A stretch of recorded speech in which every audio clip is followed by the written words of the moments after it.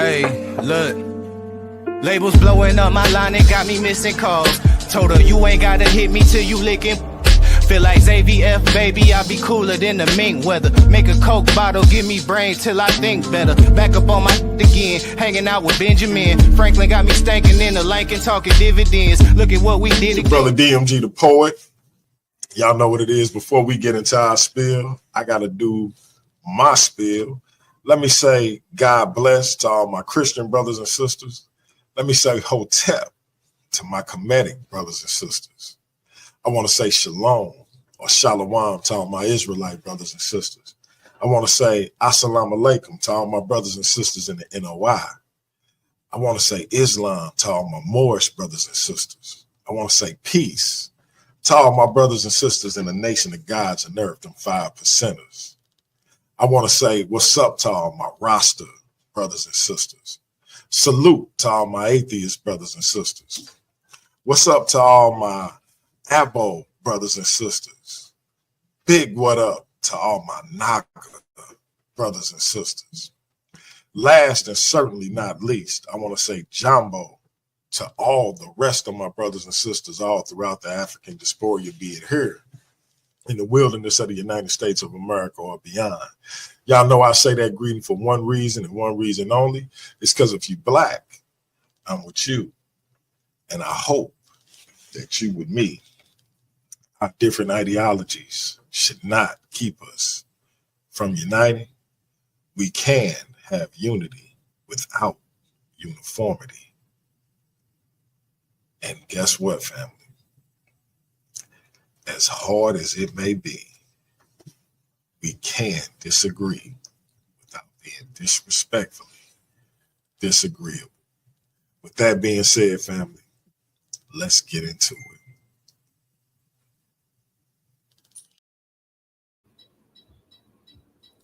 All right, y'all already know that was DMG's, his wonderful greeting to all of our people.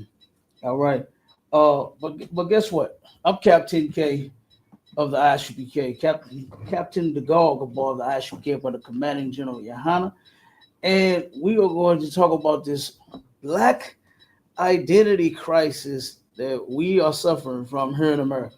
We've been suffering from it for a long time, right? It's been an extremely long time. And now, since 1969, under Commander General YAHANNA, guess what? We found our way. We found who we are, okay? We know who we are as a people now. You know, you're not just Afro-Americans, you're not African Americans, you're not Africans, you're not Americans, you're not Negroes. Oh my God, they put all the labels and all the names on us except for the right one. Why? Because these people turned around and worked together to turn around and destroy that name, right? And who the identity actually belongs to, right? Here we are. I can't, since I got into truth, right? Once it was broken down to me, you know, our identity and who we are, right? I turned around and I was like, man, this makes a lot of sense. This makes a lot of sense. The Bible actually makes sense now. Because I remember reading it before I came into the truth, and I used to do this when I was scratching my head because I didn't understand, right? You couldn't ask the pastor nothing. He wasn't going to tell you a goddamn thing, right? So, you know, he was just left to yourself to just believe whatever the hell he said about love. That was the only thing he was talking about, love and tithes. Okay? Matter of fact, they got a whole bunch of them coming out now, don't they, Marshall? Well, that's all they talking about is money. Yeah. That's all they talking right. about, tithe money, boy. I ain't giving a damn. When you give to the poor, you ain't doing nothing. Yeah. You taking away from yourself. That's what they saying. Like, come on, man. And I done had enough of the coonery and the buffoonery. All right. And it's a shame to see our people keep spinning them same wheels, boy. You know, keep spinning them same goddamn wheels, thinking that you are someone else on the planet when you're not. Go ahead, Marshall. You want to say something? Now I was gonna say, Cap, just to add on to what you were saying, they even got the ATMs in the church, so you ain't gotta go nowhere. You ain't got no you got you there is no excuse for not going to get them tithes in that ATM sitting right on the back pew for you. You can go get you can go get the tithe, buddy. He ain't leaving no excuses. But you know that's a crazy thing, sir. It's like Right, that is all of that nonsense is crazy. And then it's just a lot. It brings a lot of questions to mind. I'm gonna put the link in the chat for anybody that's on the TikTok or the fan base, the Instagram. You understand? If y'all want to come in and be a guest on the stage, go over to YouTube. Right now, it's on Paradigm Shift TV 314. Come on over. All right, click that link in the chat. Come on the stage and let's get it. All right, I'm gonna post it in there again. All right, because we have an identity. We have one, but we're suffering from a crisis to where we do not know what that identity is. We have no idea. Mashallah, if you ask a brother or a sister, a black man or a black woman, what's their nationality? What's like the first answer you're gonna get? Give me some of the answers you're gonna get. They either say, the one I get is we African. That's the first one they're gonna say is they Africans. You know what I'm saying? The second one that I probably get the most, or I hear people say a lot, is they really don't know. They really don't know who they are. Mm-hmm. You know what I'm saying? But God loves everybody, so you can assimilate to any culture that you want to. That's not true, man. It's not true. Well, those are two I get like first off hand search like. Right. You know one I done heard a lot was I'm a Christian. They say that a lot. I'm a Christian. Like, where in the hell is the father Christian? You understand? Where's the progenitor? Okay, the forefather Christian at? Where? Like, it's just insane. The things that we believe and it's because we have no identity. It's like you said, some of them gonna say African. Like, how do you even think you African, number one? That I will never understand that. Now they claim, now this is what they claim now. They claim that we are Africans, right? And they split us up, right? So they got the Africans back at home, and then they got the Africans over here in America. And this is what I've heard before from brothers and sisters trying to claim that we Africans. And it made no sense. They turned around and said, well, see, we've been messed up here. We've been separated from them for so long, so they don't even feel like we family. How? It's only a one-way street with them. It's only us begging to be them. You get what I'm saying? Like you don't see them begging and longing to be one with us. You don't see them saying, you know what, brother Ubulu, come. You understand? We are family. You don't hear that. I haven't seen it. All of the Africans that I ever met, the ones I didn't even did business with, already said we are not the same people. And they know we not. You're the only one that, when I'm saying you're the only ones that don't know. I'm talking about black people. Right. I'm talking about us. We are the only ones that do not know who the hell we are. You about to say something, Michelle? No, sir. I'm agreeing with you, sir. I'm disagreeing with you. Okay. All right. Like I said, we're the only ones like that. And I got that layout. I just sent it to you, brother. So you should have it in the text thread. Come on, sir. Yeah. So we suffer from several different things here. There are several different components, okay, that contribute to our crisis, our identity crisis here in America. All right, several different things. And hopefully by the time we are done, you will understand and you will know your identity and you can start returning, you understand, to the Most High, to our God, and actually be his people the way he prescribed. Not in a vote, brother. That right there should have showed you the biggest. Oh my God, the biggest flop ever. You understand what I'm saying, my child? I already know, sir. Identity flop. And so was Barack Obama. Barack Obama was an identity flop. Now they was mad at Donald Trump for calling out Kamala Harris's blackness and pulling her black card that she didn't even own. You understand? That she don't even possess. He pulled her black card just to see just how black she really is. He said, wait a minute. He said, when did she become black? Like she's always represented another culture, another people, right? When did she become black? And they were really mad at that man for doing that. Me, I didn't care. But when I looked it up and found out that she was not black, I was like, whoa, what is wrong with our people? Why are we always so welcoming of everybody else? Letting them come on in, claiming Bill Clinton, he was black because he smoked weed and he got some fellatio, right? That's why he was black. Gave him a black. Like I said, played the saxophone too now. They played the saxophone. Okay, forget like he was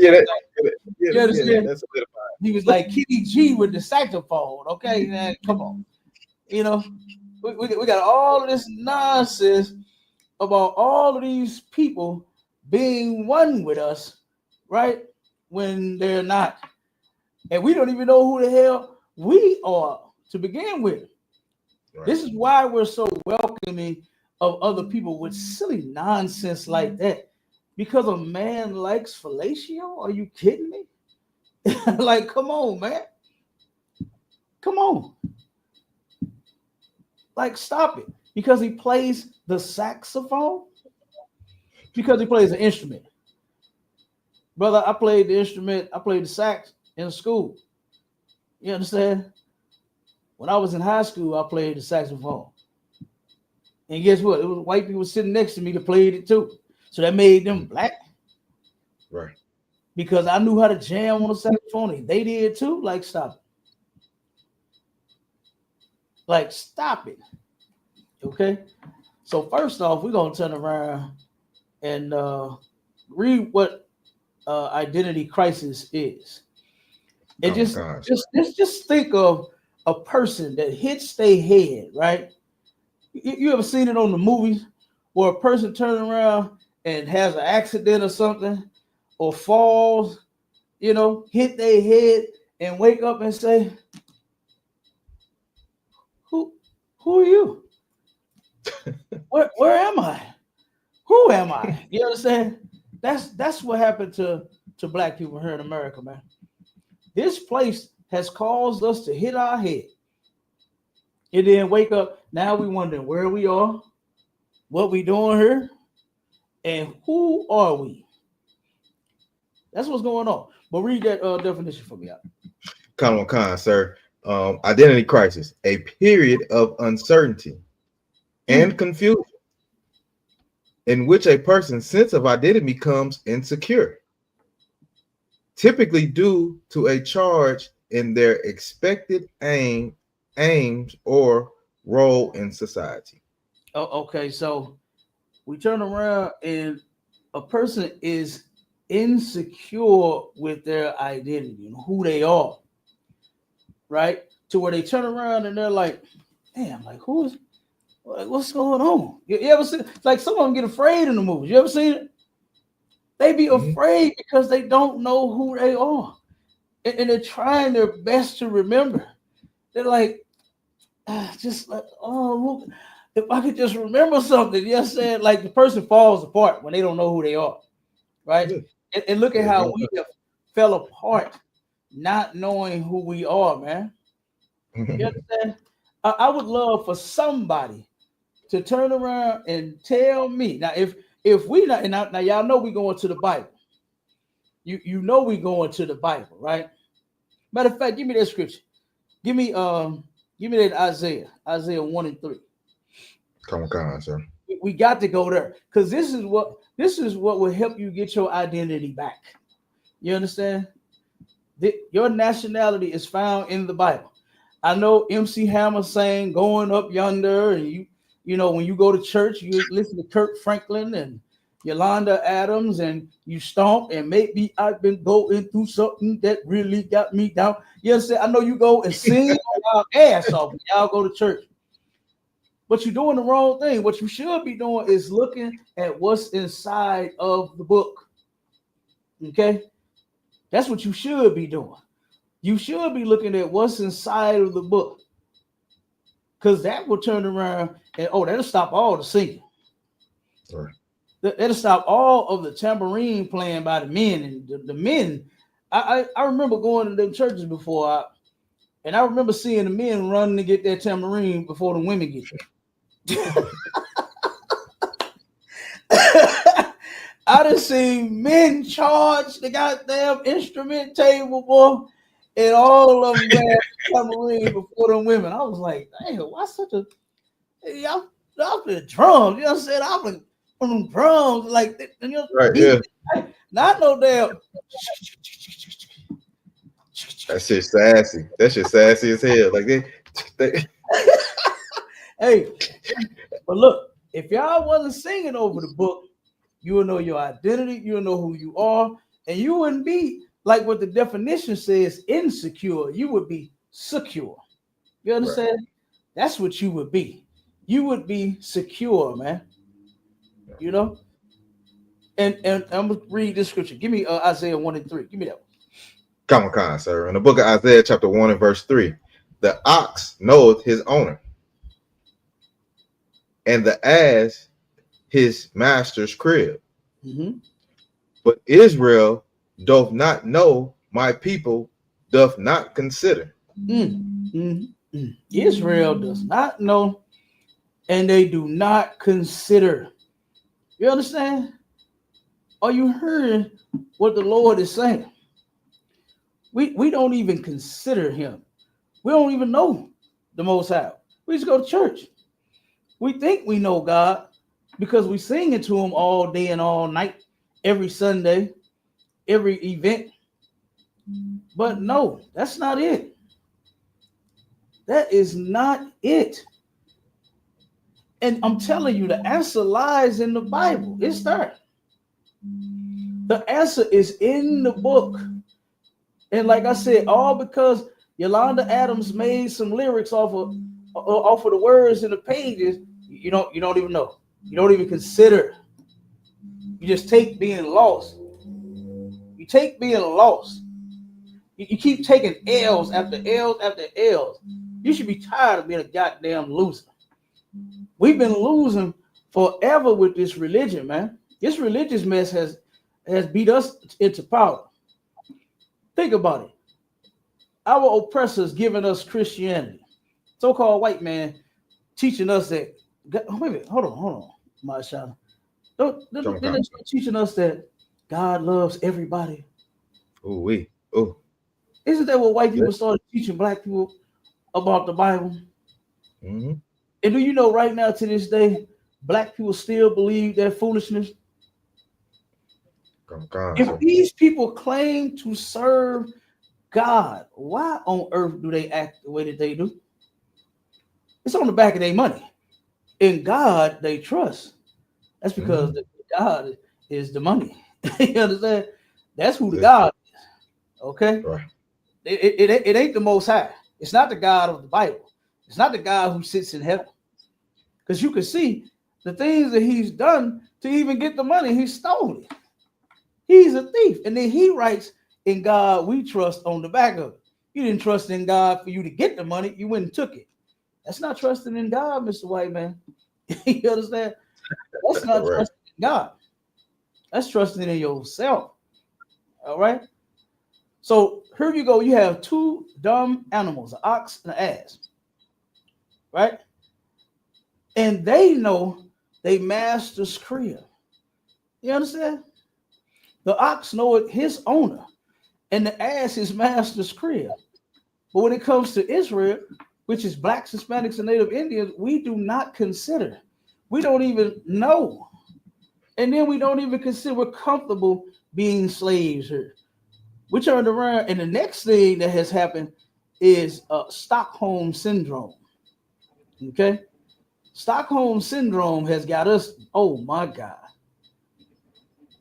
Stockholm syndrome has a hold on our people. Good Lord.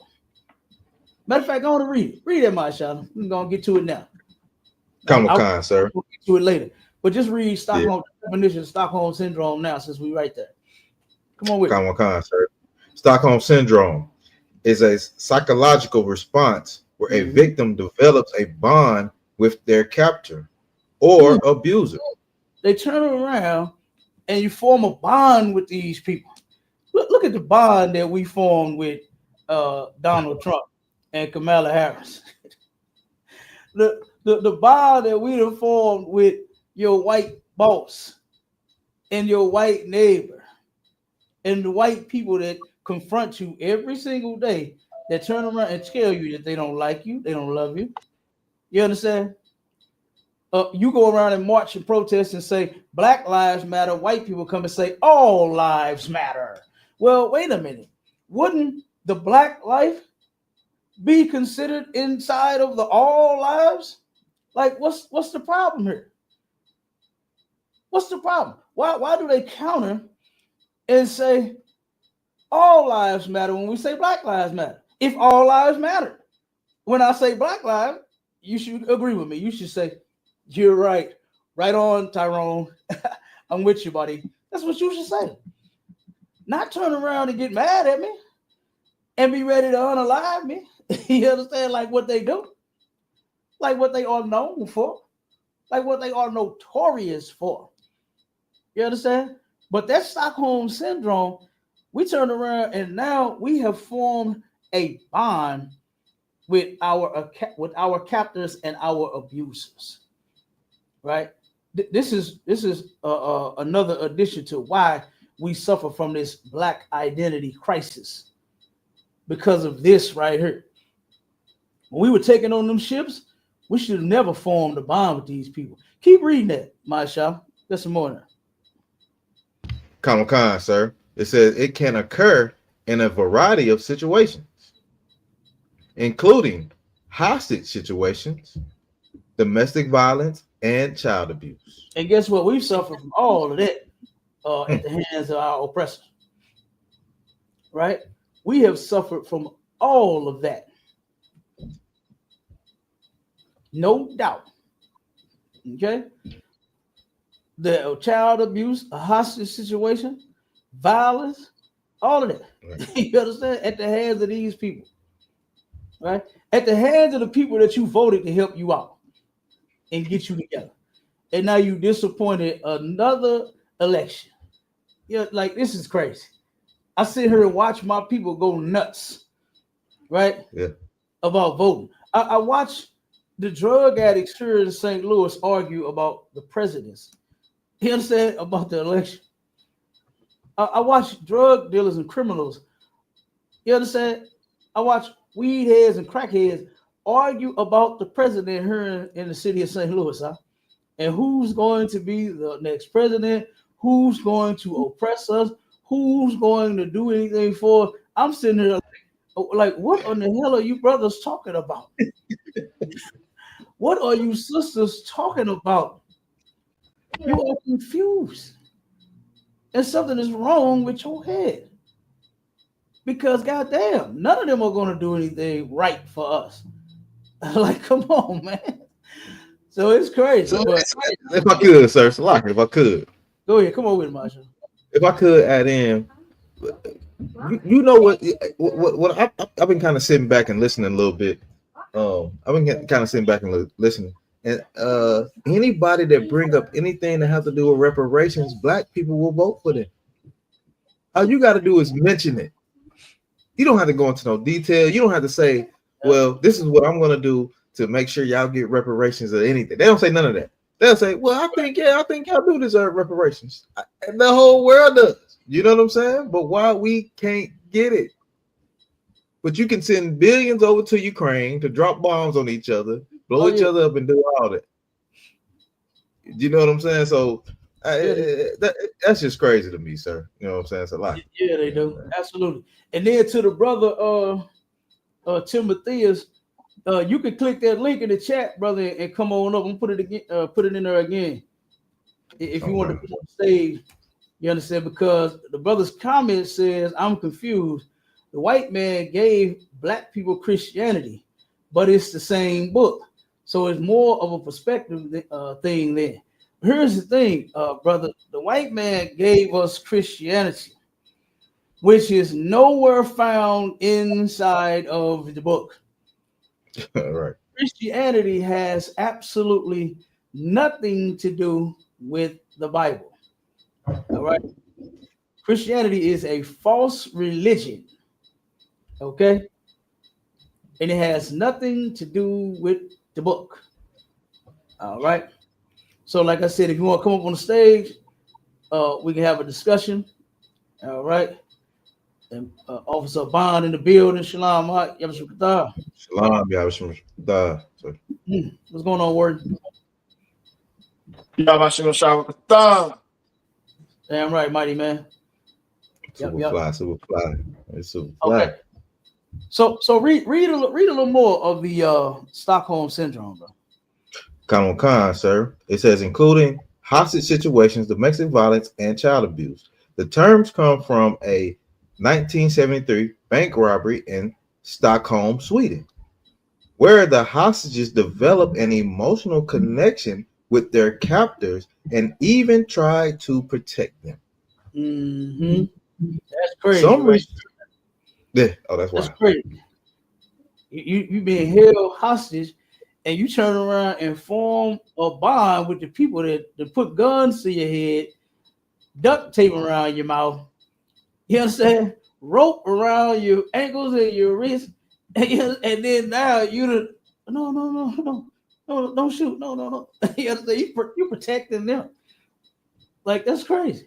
Here they come to save you, and then you turn around and side with them, with the people that then took you hostage, that took you captive. Like, that is crazy. Brother, I was watching a movie. I can't remember the name of it, but it was about a dude who was kidnapping young women, right?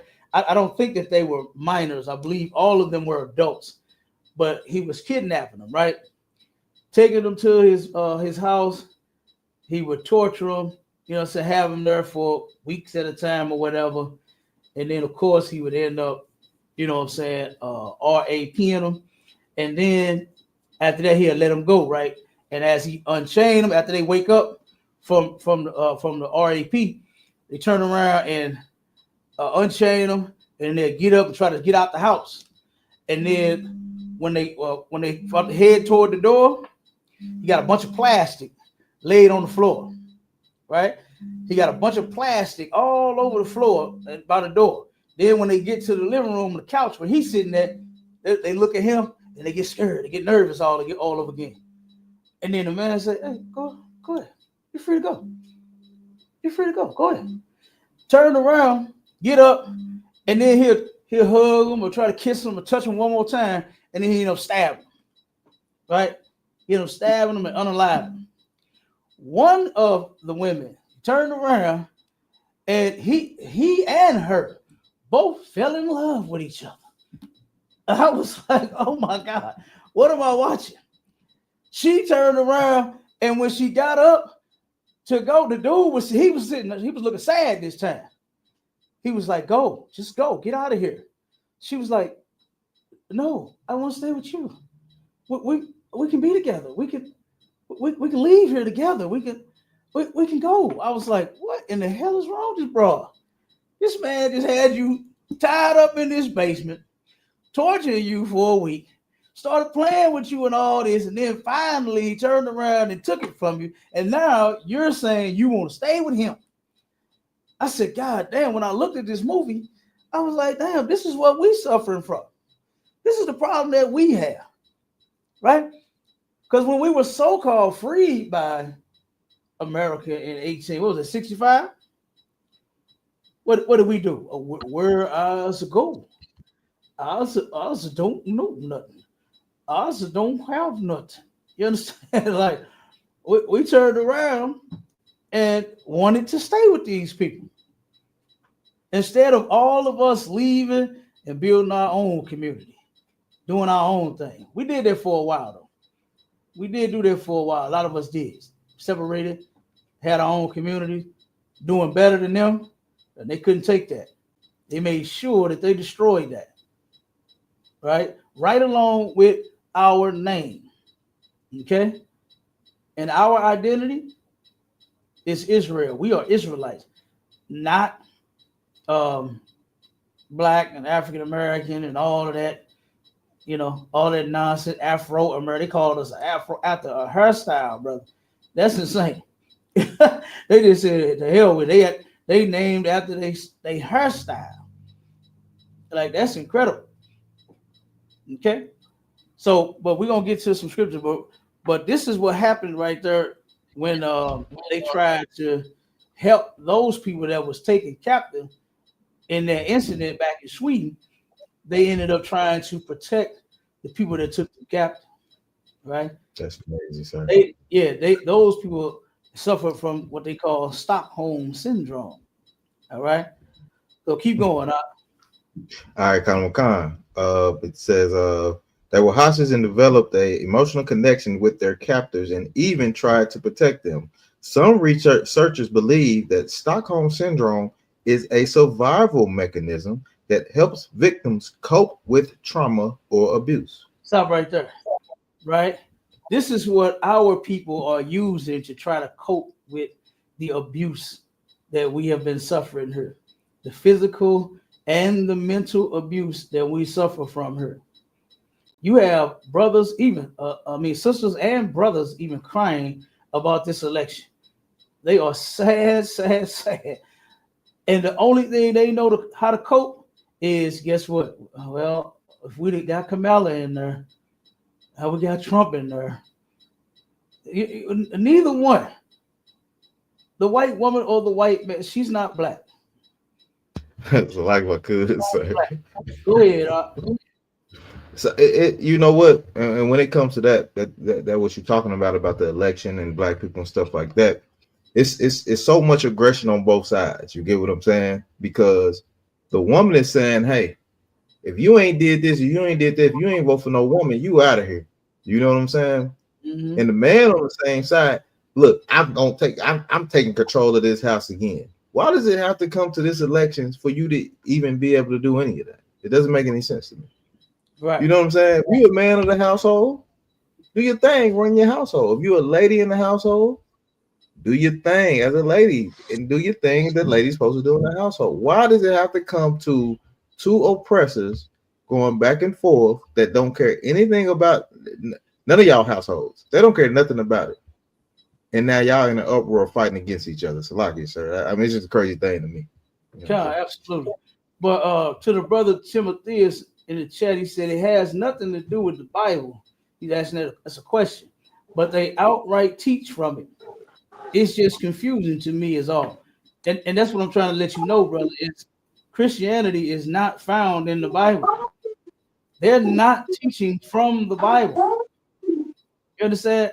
I can hear my little nephews and nieces in the background. Somebody background loud. All right, I don't hear them now. Somebody on mute now. Oh, them off Sabaki. I just think that's all right. Just let them talk. Don't let them talk too loud though. We love our kids in the UPK. Damn right. Damn right. Yeah. Time to come. Yeah. So here's the thing. You got the captor, and you got the damn abuser, and oh my God, you got this animal that has taken this people captive, right? And then they turn around and form some type of, oh my God, sick and twisted relationship. Our eyes should have been evil toward these people all day and all night, the same way it was towards us. Their eyes were evil towards us all day and all night. I watched another movie. It was Antebellum. Go and watch that movie. It'll confuse you a little bit when the cell phones start ringing back in slavery. Hey, that's all I'm gonna say. When the cell phone ring in slavery, in the slavery scene, you're gonna get confused. Okay, but it was a good movie. But in this movie, you can see that syndrome. You understand? You can see that syndrome in some of them, you know, and you can see others that wanted to be free, right?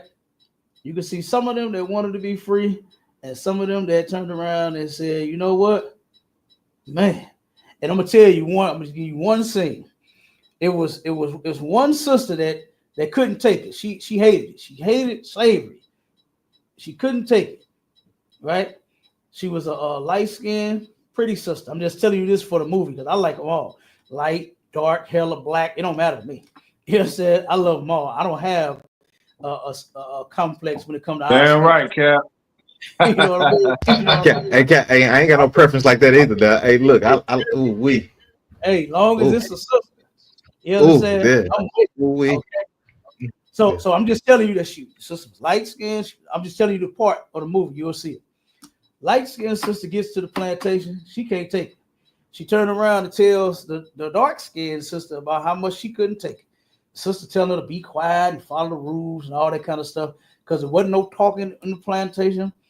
Wasn't no talking amongst each other on the plantation. You had to be quiet all day. The only thing you can do is sing and whistle.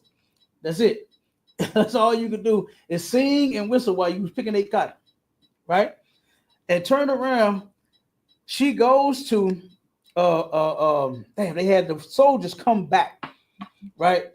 And they had a big dinner for the soldiers, right?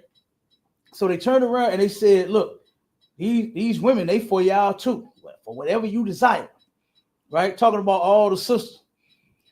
The sister turned around and one of the soldiers tell her, hey, come here, girl, come here.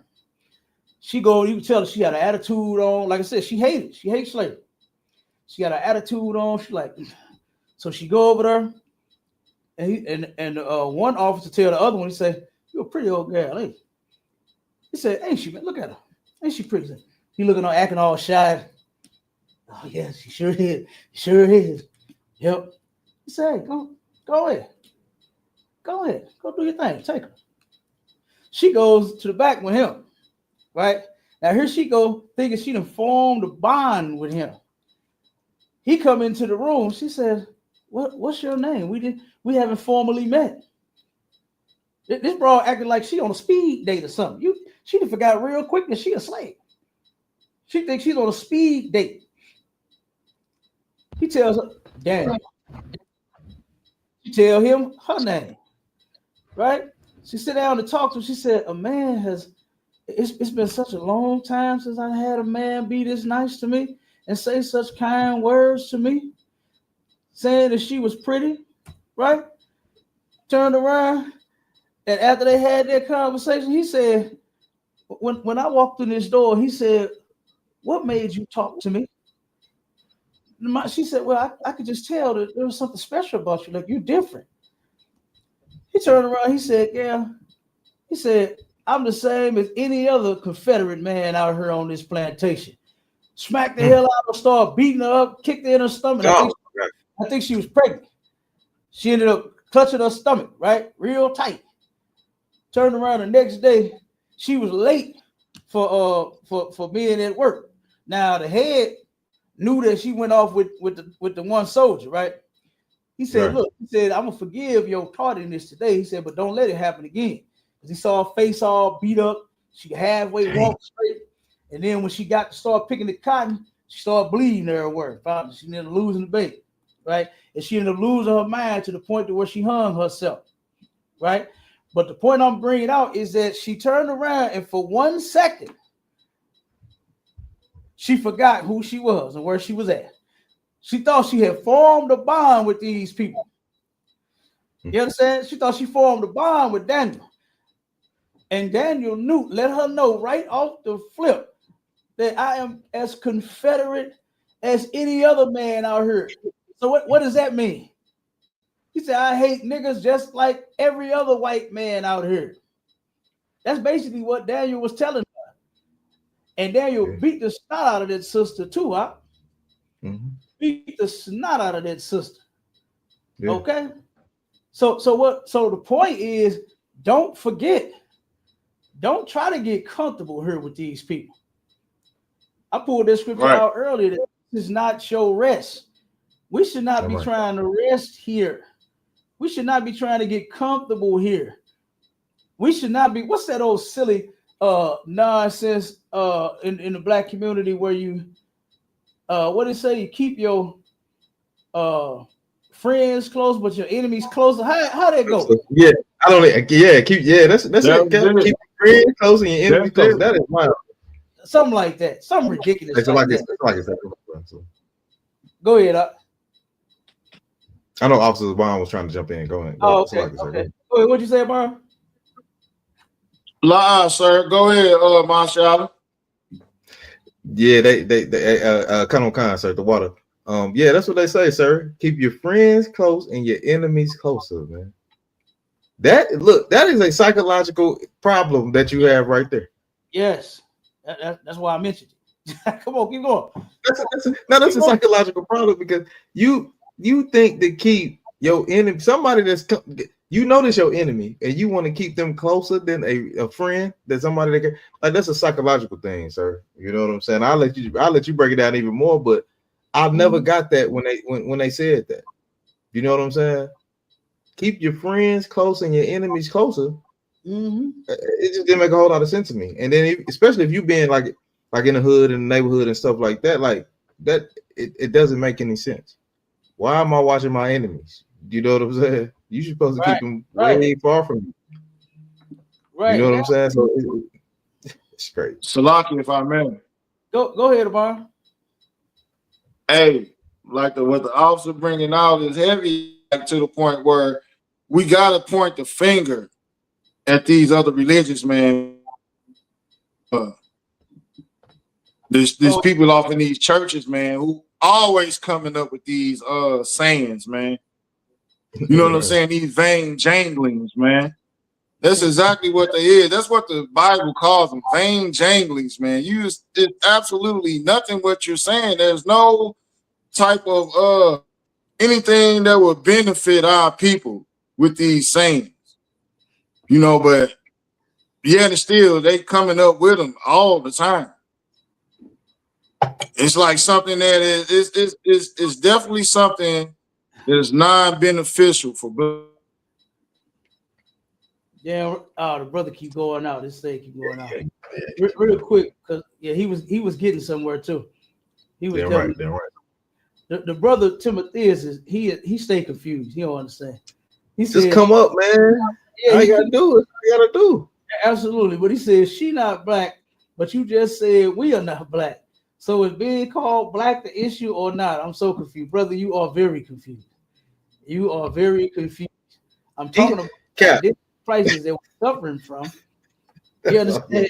And I'm saying that she's not a black. She's not one of us. That's all I'm saying. And of course, we call each other black. There's nothing wrong with us saying, "Hey, what's up, black man?" I done did that when I was in the world. Brothers used to walk up to each other. "What's up, black man?" You know what I mean? Nothing wrong with that. Nothing wrong with that. The Bible even says that we're black. So there's nothing wrong with that. But the thing is, we don't know our identity, brother. That's the point that I'm making. I didn't say no was wrong with calling each other black. You understand? Nothing wrong with that. But we don't know our identity. That's the whole point. And that's what we're about to get to. So yeah, if you won't come up on the stage so we can have the discussion, so we ain't got to keep reading these comments, brother. And then he said, if you don't watch your enemies, you'll never see the bullet coming. How about you learning to do what the Bible said, right? How about you learn to do what God said do about your enemies? Give me Ecclesiasticus 6:13. Because I don't know if you know, brother, watching your enemies, monitoring your enemies is not an easy task, brother. I don't know if you've been here in America. I don't know where you're from, but watching these people has been hell on earth. Like, what are you saying? Give me that, brother. You want the book of Ecclesiasticus, chapter 6 and verse 13, sir? 13. Come on, sir. Separate thyself from thine enemies. Read it again. Give me the address. Give everybody the address where you at. The book of Ecclesiasticus, chapter 6 and verse 13. Mm-hmm. Separate thyself from thine enemies. No, do like what the brother Timothy said, is watch your enemies. What is that? Separate thyself from thine enemies. Separate thyself from your enemies, man. Not sit close to them and watch them and monitor them and wait until they shoot you, because that's all that's gonna damn happen. That's all that's happening. You're not monitoring them and you're not doing a goddamn thing about it. All of your watching is a waste of goddamn time. We could be doing something more productive, like coming together with each other, versus monitoring them and all the evil that they do. We should know by now that these people are inherently evil. We should see by now that these people are not going to change. You've been voting for the change for so long, and it still hasn't happened. You've been begging for the change for so long, and it still hasn't happened. You've been begging, hands up, don't shoot, and they still blow your goddamn head off. You said, hands up, don't shoot, and you still get shot while you're monitoring, while you're watching your enemies. One of the brothers came here, one of the founders, I forgot the brother name, of the Black Lives Matter movement. When he came here, he was marching around, hands up, don't shoot. And a short while after that, they found that brother unalive in his damn car. Who did that? Hey. The very people that he was begging not to shoot. The very people, the government, the military that they sent out there, that's who did that. That's who did it. So what is watching them gonna do? What is monitoring them gonna do? Like, that's crazy. Me, I'll obey the Lord. That's what I'm gonna do. And he said to do what, Marshall? Yeah. Separate thyself from thy enemies and take heed of thy friend. Separate thyself from thy enemies. And do what? And take heed of thy friend. And take heed to thy friends. My friends are blacks, Hispanics, and Native Indians. I'd rather be around them all day. Us come together, Right. and be people and be family versus monitoring white people all goddamn day and all night. That is insane. That's the point that we was talking about. That's the mental issue that you have. You're sitting here monitoring your enemies, and meanwhile they still unaliving you. They still oppressing you.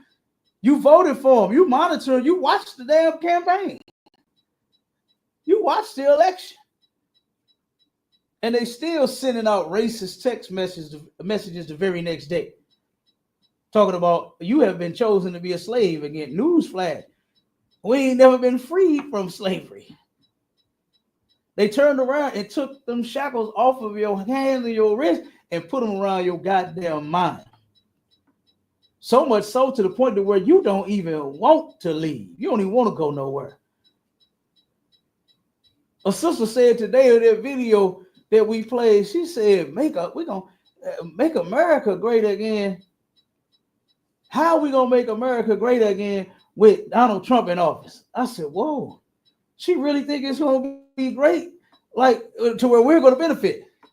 Like, stop it, man. This is crazy. So the brother says, so you think being aware of your enemy means to hang out with them? Brother, I just said we are aware of white folks are evil, man. We know that they're the enemy. They tell you that every day. They won't let you live it down. They claim we all bleed red, but we still don't get treated like we all bleed red. They just can't wait to see us start bleeding out. That's it. That's it. So, like I said, ain't nobody saying don't watch for them, brother. If somebody is in your bushes and you just stand there, oh man, never mind that, and continue on. Look, Lord will, I get to up that iron first. Somebody in my bushes, boy, they gonna get dealt with. You understand? I'm like Goody Ma, who that peeping in my window? Pow, nobody now. Ain't nobody say don't be like that. No, ain't nobody say don't be like that, brother. Ain't nothing wrong with you holding down the fort. You understand? Ain't nothing wrong with you defending yourself. But the point that we make it is that their mentality, that saying, keep your friends closer, your enemies closer. That's nonsense. We need to separate from these people. We've been here, we've been close to them. We live in their neighborhoods. And it still, you understand, hasn't done anything for us. Still hasn't helped us in any type of way, man. You know what I mean? You about to say something, myself? Go ahead, Adam. I was just agreeing. I was just agreeing on when you was talking about if you see a oppressor in the bushes. Look, I ain't trimmed my hedges in a long time, but if I catch an oppressor out there hanging out in them bushes, it's time to trim the goddamn hedges. Hey, damn right, my Charlie. You say it's time to trim them hedges, boy. I'm telling you. It's time to trim the hedges, man. Lord will, he go play with somebody else and not this Yeah. way. Yeah, you came to the wrong household. This the wrong one. We serve the Lord over here, man. You came to the wrong household, brother. For real. Yeah. So like I said, man, it's just crazy. It's how we think, and we really think being here with these people was some sort of blessing. Like, this is insane. Let's jump back to the layout real quick. Come on, sir. Come on. Mm-hmm. Let's jump. All right. It says some researchers. So we're still on Stockholm syndrome. It says some researchers believe that Stockholm syndrome is a survival mechanism that helps victims cope with trauma abuse. Victims may develop Stockholm syndrome by showing compliance and gratitude to mitigate further harm. Okay, so what that's doing is you know how black folks, how they act on the movies, right? On all the slave movies. It's yes, sir, master. Yes, sir, master. I have to do it right now. I have on it right now. I have to get it, master. No, yeah. I have to get it. I have to do it. Right? Because you know that whip coming, you understand, seconds after that. So you think being in compliance, right? And showing gratitude for these people is gonna stop your back from getting cracked. But guess what? No, it's not. It's not. You go and do all that they tell you to do, they still gonna crack that whip. Still gonna do. This is Stockholm syndrome. Keep going. Come on, sir. It says rationalizing the abuser's behavior. Rationalizing his behavior, saying, "Well, yes, master just had a bad day. Master has all of us slaves to look after. He can't do all of us at once. So master got he got a lot on him. You understand? That's what that's talking about. Well, you're trying to make sense of this man abusing you. There was nothing that you can rationalize about slavery. They turned around and beat our women if they drop eggs. Here we are responsible for making them breakfast, lunch, dinner, and they snacks in between. You know how they like to eat, right? Yeah.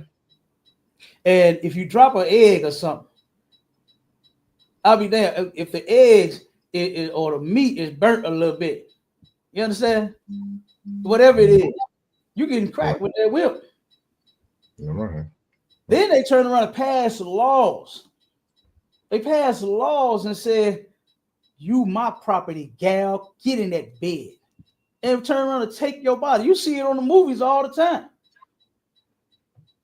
That goddamn bird kicked that door open, and she know what time it is too. When the door get kicked and fly open, she turn around and you see the grab her clothes. No, please, no, please. And she begging for this animal not to touch her and take her body. What does he do? He do it anyway. He stick a paper in her face. Gal, I own you. They passed a law, made it lawful for white men to rape our women back in slavery. And for the life of me, you join the same religion behind these people? You join a religion? You know they went to church in slavery. They went to church in slavery. Do you actually think this animal and you serve the same God? This man don't seem God less to you.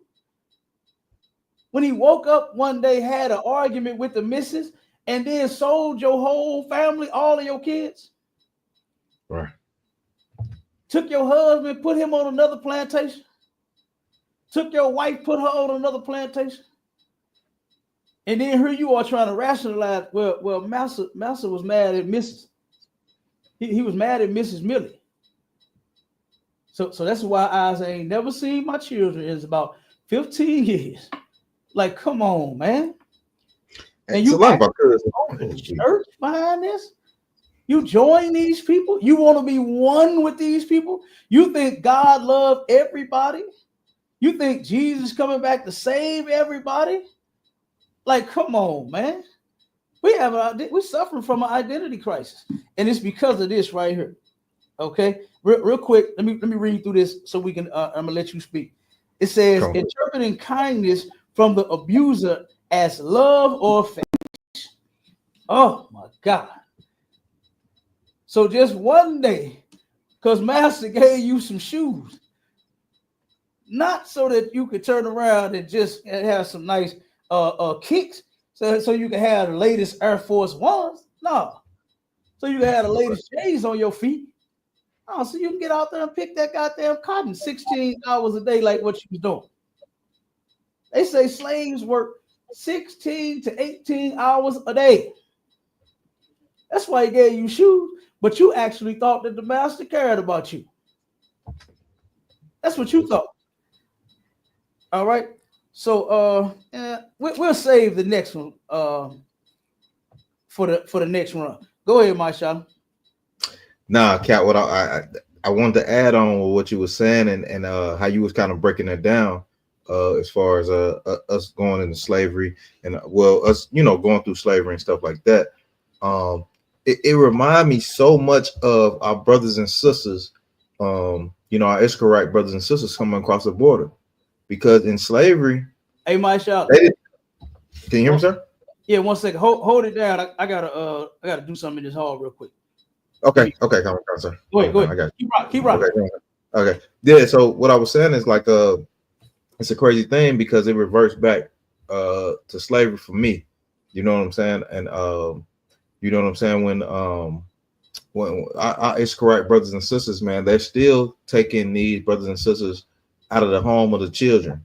And that was their main goal, to do it for blacks, for black people, man. They did the same thing, man, and they're doing it all over again, man. It's just repeating itself over and over and over again, man. So it's just the same thing, man. It's nothing different. I don't know how like you say, we should not even be with these people, man. I mean, go make your bread, do what you got to do. But when it comes to actually putting your love and your trust with these people, man, nah, I wouldn't even do it, man. Y'all run from that, man. So now that we'll keep it rolling. Boom, let me see if we got anybody else on trying to come on or whatever. Boom, boom, boom. All right, yeah, we'll keep rolling. All right. So let's go to the book of John, chapter 8 and verse 31. I thought it was Cap. It says, then Jesus said to those Jews, he's talking to the Jews, he's talking to a certain people. He's not talking to everybody in the whole world. He's only talking to the Jews, man. He's only talking to them. You know what I'm saying? It says, and Jesus then said Jesus to those Jews which believed on him, if ye continue in my word, then are my disciples indeed. You know what I'm saying? And 32, it says, and ye shall know the truth, and the truth shall make you free, man. And that's a heavy thing that Christ gave to them right there. Because you shall know the truth, man. This is your identity. The truth is your identity. He's giving you the truth. Know who you are, because it's been stolen from you, man. And Christ came back to give you your identity. Oh, Salaki said, my bad. Salaki down. I'm with you. Go ahead. Yeah, I mean, you jumped a little ahead of me, but that's all right. Oh. I ain't trying to do that. That's all right. You know what the scriptures say? We're of one accord. You understand? Yeah. You just read the scripture out of place, but shit, it was on point. You understand? Okay, guys, my bad. It's like it. I ain't tripping at all. Okay, but yeah, we're gonna get back to it. Before I get to the scripture, I want to play this quick little clip here. All right, and I want to show, because I got the religion, right? What ended up happening to us in slavery is one reason why we're bouncing all over the place trying to find ourselves in everyone's culture, in everyone's religion, right? Just think about what's his name? Drew, the Honorable Drew Ali. Noble, right? They call him Noble Drew Ali. Ooh, that's right. Drew Ali, right? This brother turned around in his religion. He has us calling ourselves Moors, right? Saying that we are Moabites. And when you go into the Bible, the Moabites are the Chinese, right? They're saying that we come from those people, which is not true. Then he has us reading the Quran, which is from the Arabs. So we're supposed to be, our identity is the Moabites, the Chinese, and then our religion is the goddamn religion of the Arabs, which is Islam. And that's crazy in itself as well. That is insane.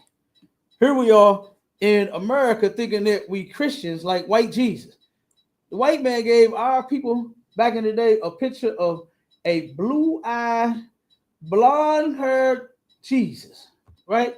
When the scripture says that Jesus Christ has a nappy afro and he's blacker than Wesley Snipes. But our people turn around and we're trying to be white people. That's what we're trying to be, right? When it comes to that Christianity. All of these different Buddhism. You got our people that's in Buddhism and Hinduism. We're in all the religions. For the life of me, you think that you are Africans and you Kemet and you Egyptians and you all of this nonsense. No, you not. You know what gets me about that, Mashallah, is that none of those people actually try to join together with the brothers and sisters that claim, the ones that go and get the ox tatted on their face and their neck and their back, wearing the ox around their goddamn neck. Don't none of them people, I ain't seen none of them wearing no ox. I ain't seen damn commission wearing no goddamn ox. I ain't seen none of them people out that's repping that mess the way that our people do. Right. Why? Because we are lost. Yeah. We are lost. We are without a shepherd. That's what the Bible calls it. We are sheep. We are people that just has to be led. And we are without a shepherd, man. But I'm going to show you what ended up happening to us in slavery, right? Let me show you. Let me play this this quick little clip. I know everybody know the movie Roots, right? They could not help themselves but show us this movie. Boy, I damn near remember how many DVDs this damn thing got out. It got about 12 DVDs. Yeah. It made me watch the movie in class so goddamn much. Yeah. I almost memorized the damn movie. And they give you popcorn too. They give you popcorn so you can sit back and. Yeah, they did. They gave us popcorn, rolled that goddamn big ass TV before they had projector. Look, I'm telling my age now. Before we had the projector screens and before we had the goddamn flat screens and all of these screens they got built into walls and schools now, they turned around and used to roll the TV in from the hallway. Mm-hmm. And then they'll turn that big old thing on. The one we had, you had to smack it on the back to make it work, had to make it play clear. You had to smack it back. You know what I'm talking about? Once you get it good, smack, back. You understand? It'll come clear. It'll be clear as and they would play this movie, and boy, they made us watch this over and over and over again.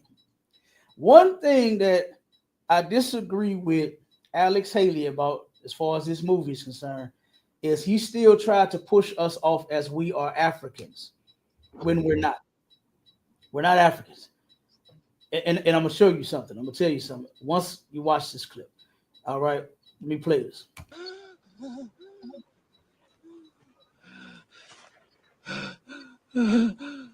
I want to hear you say your name. Your name is Toby. What's your name? Kunta.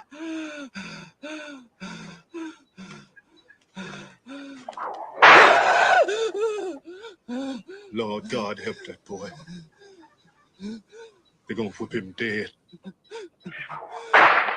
What's your name? Say it.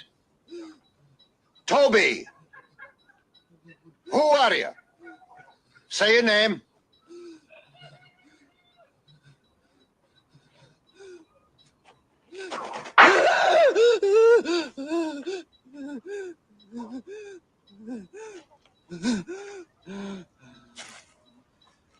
What's your name?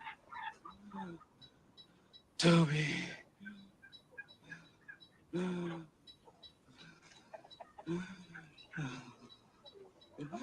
Hi.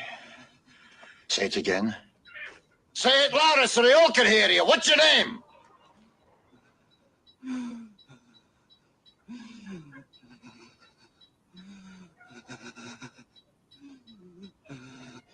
Toby. My name is Toby. Hi. That's a good nigger. Cut him down.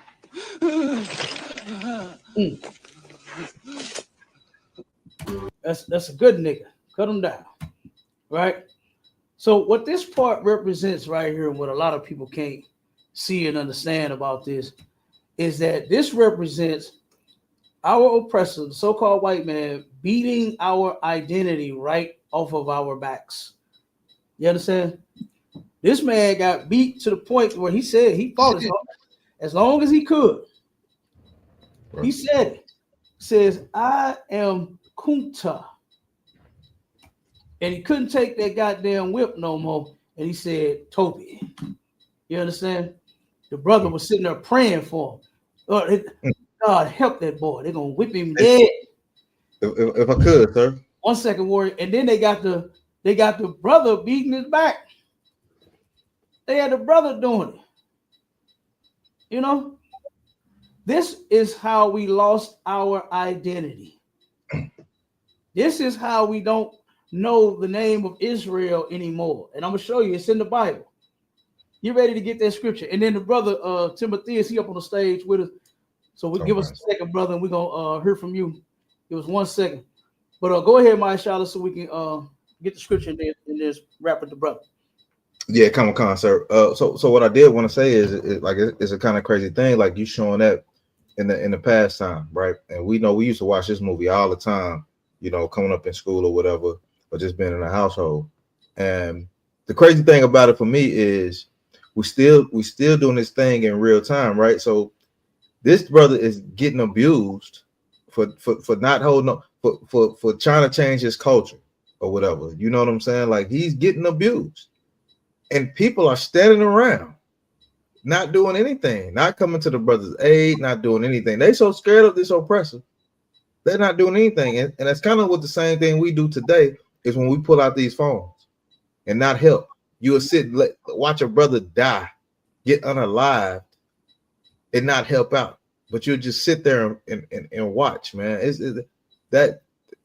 a disgusting thing to me, sir. Like that is disgusting, man. To sit there and watch that, and it plays out again, like in what we got going on in today's time. So nonsense like your name.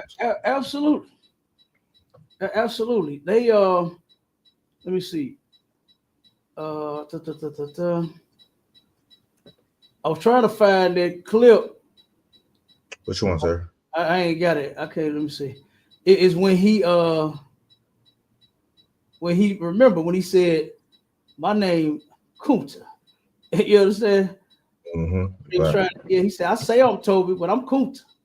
Mm-hmm. And he passed that down to his daughter Kizzy.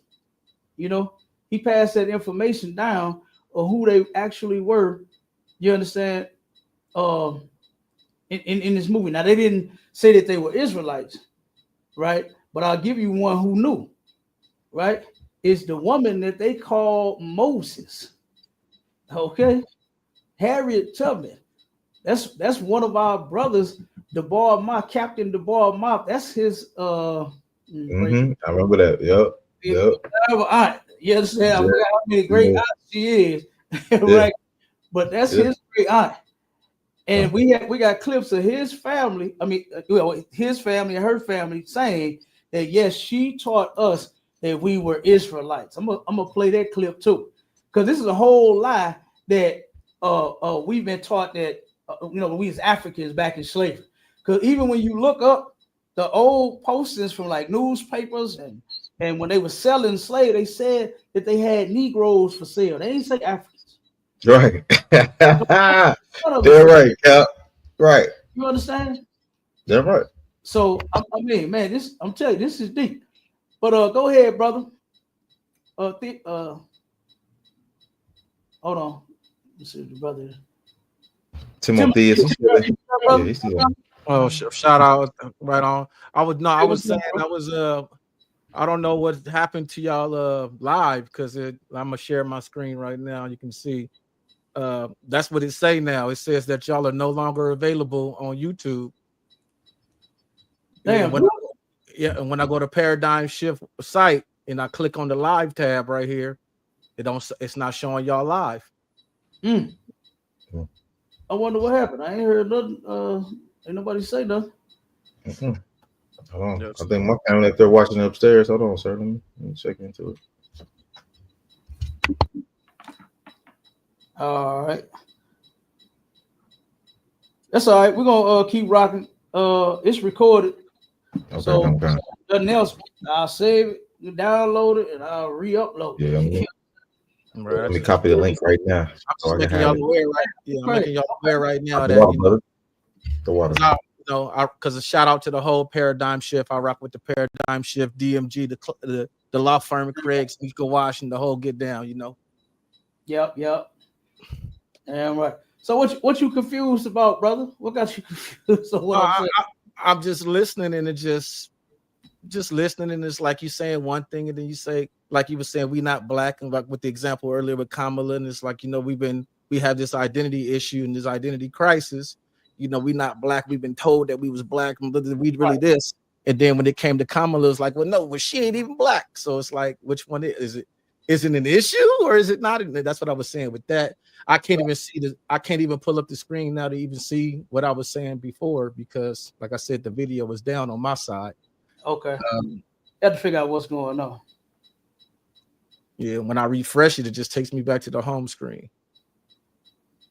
Okay. No, it takes me back to video unavailable. This video has been removed by the uploader, and the uploader is you guys.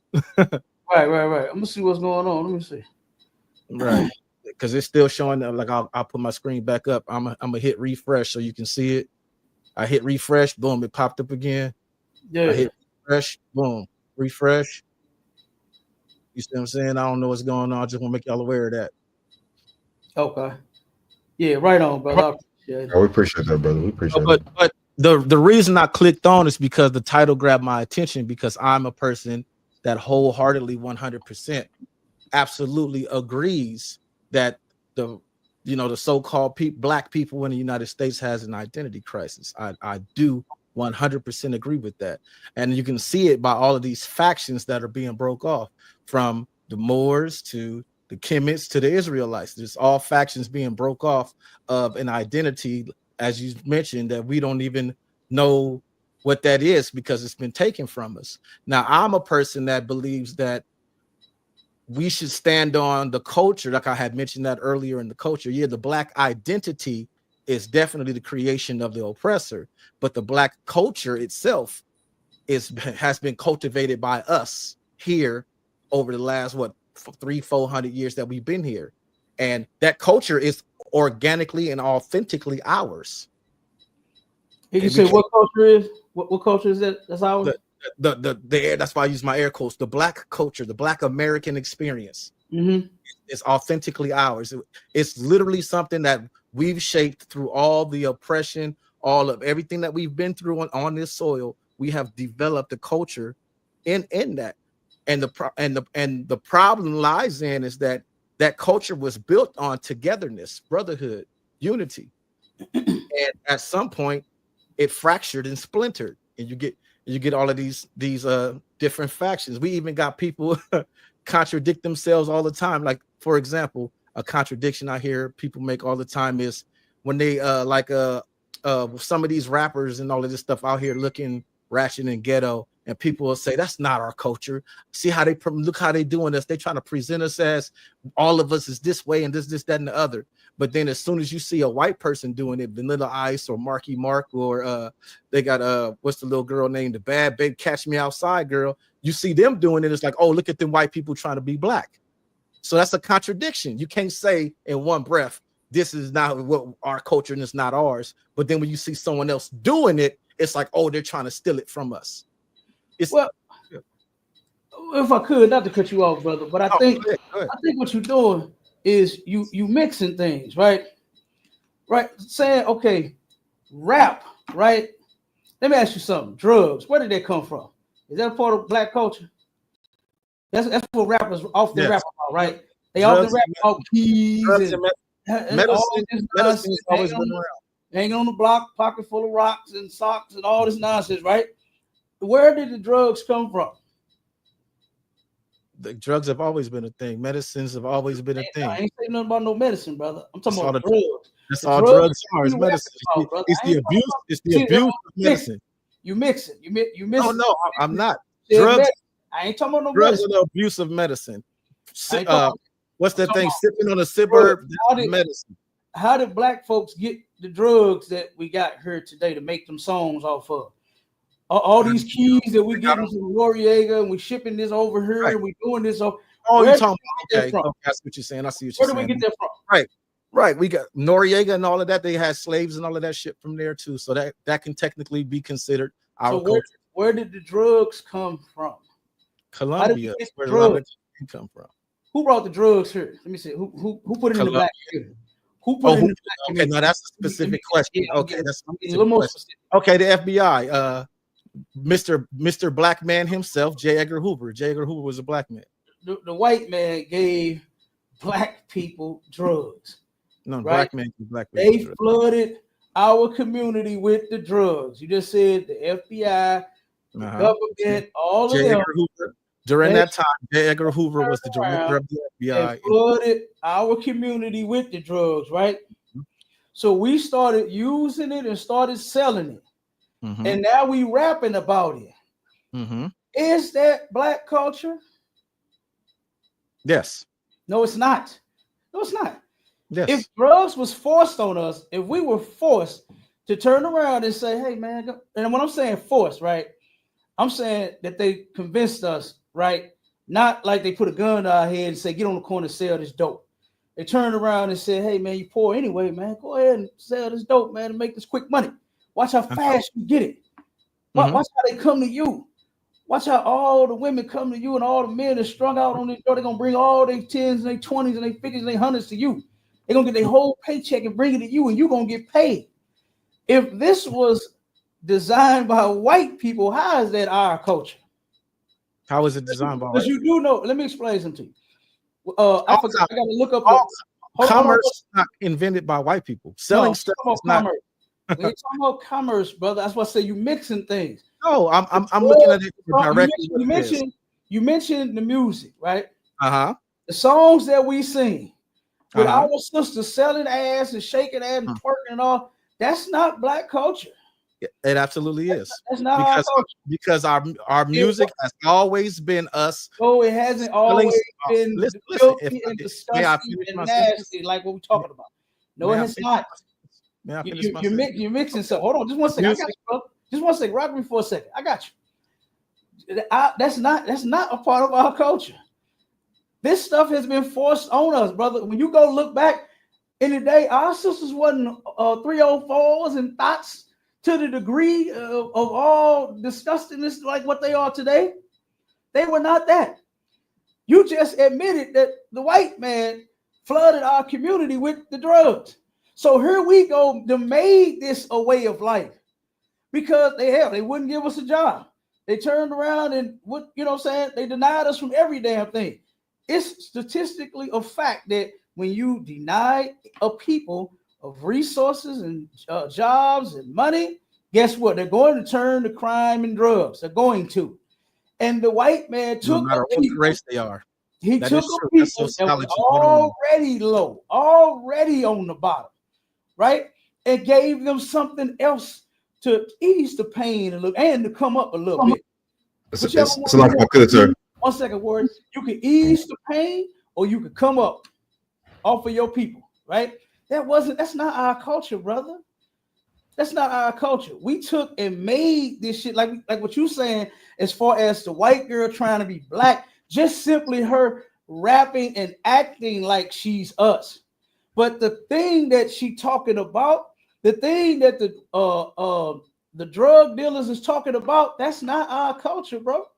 And that's the whole point of what we're talking about is the identity crisis that we suffer from is we don't know who the hell we are. We center and do everything around white people, man.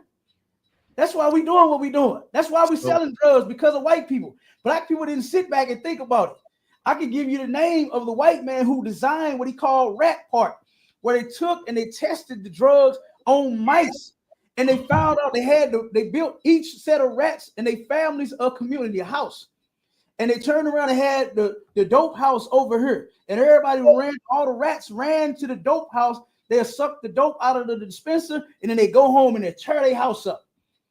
They'll go home, beat their family, and the kids, the little mice was terrified of the damn crackhead in the family.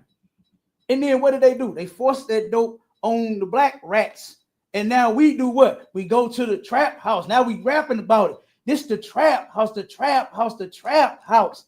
Time to check my trap house, right? That's not our goddamn culture, man.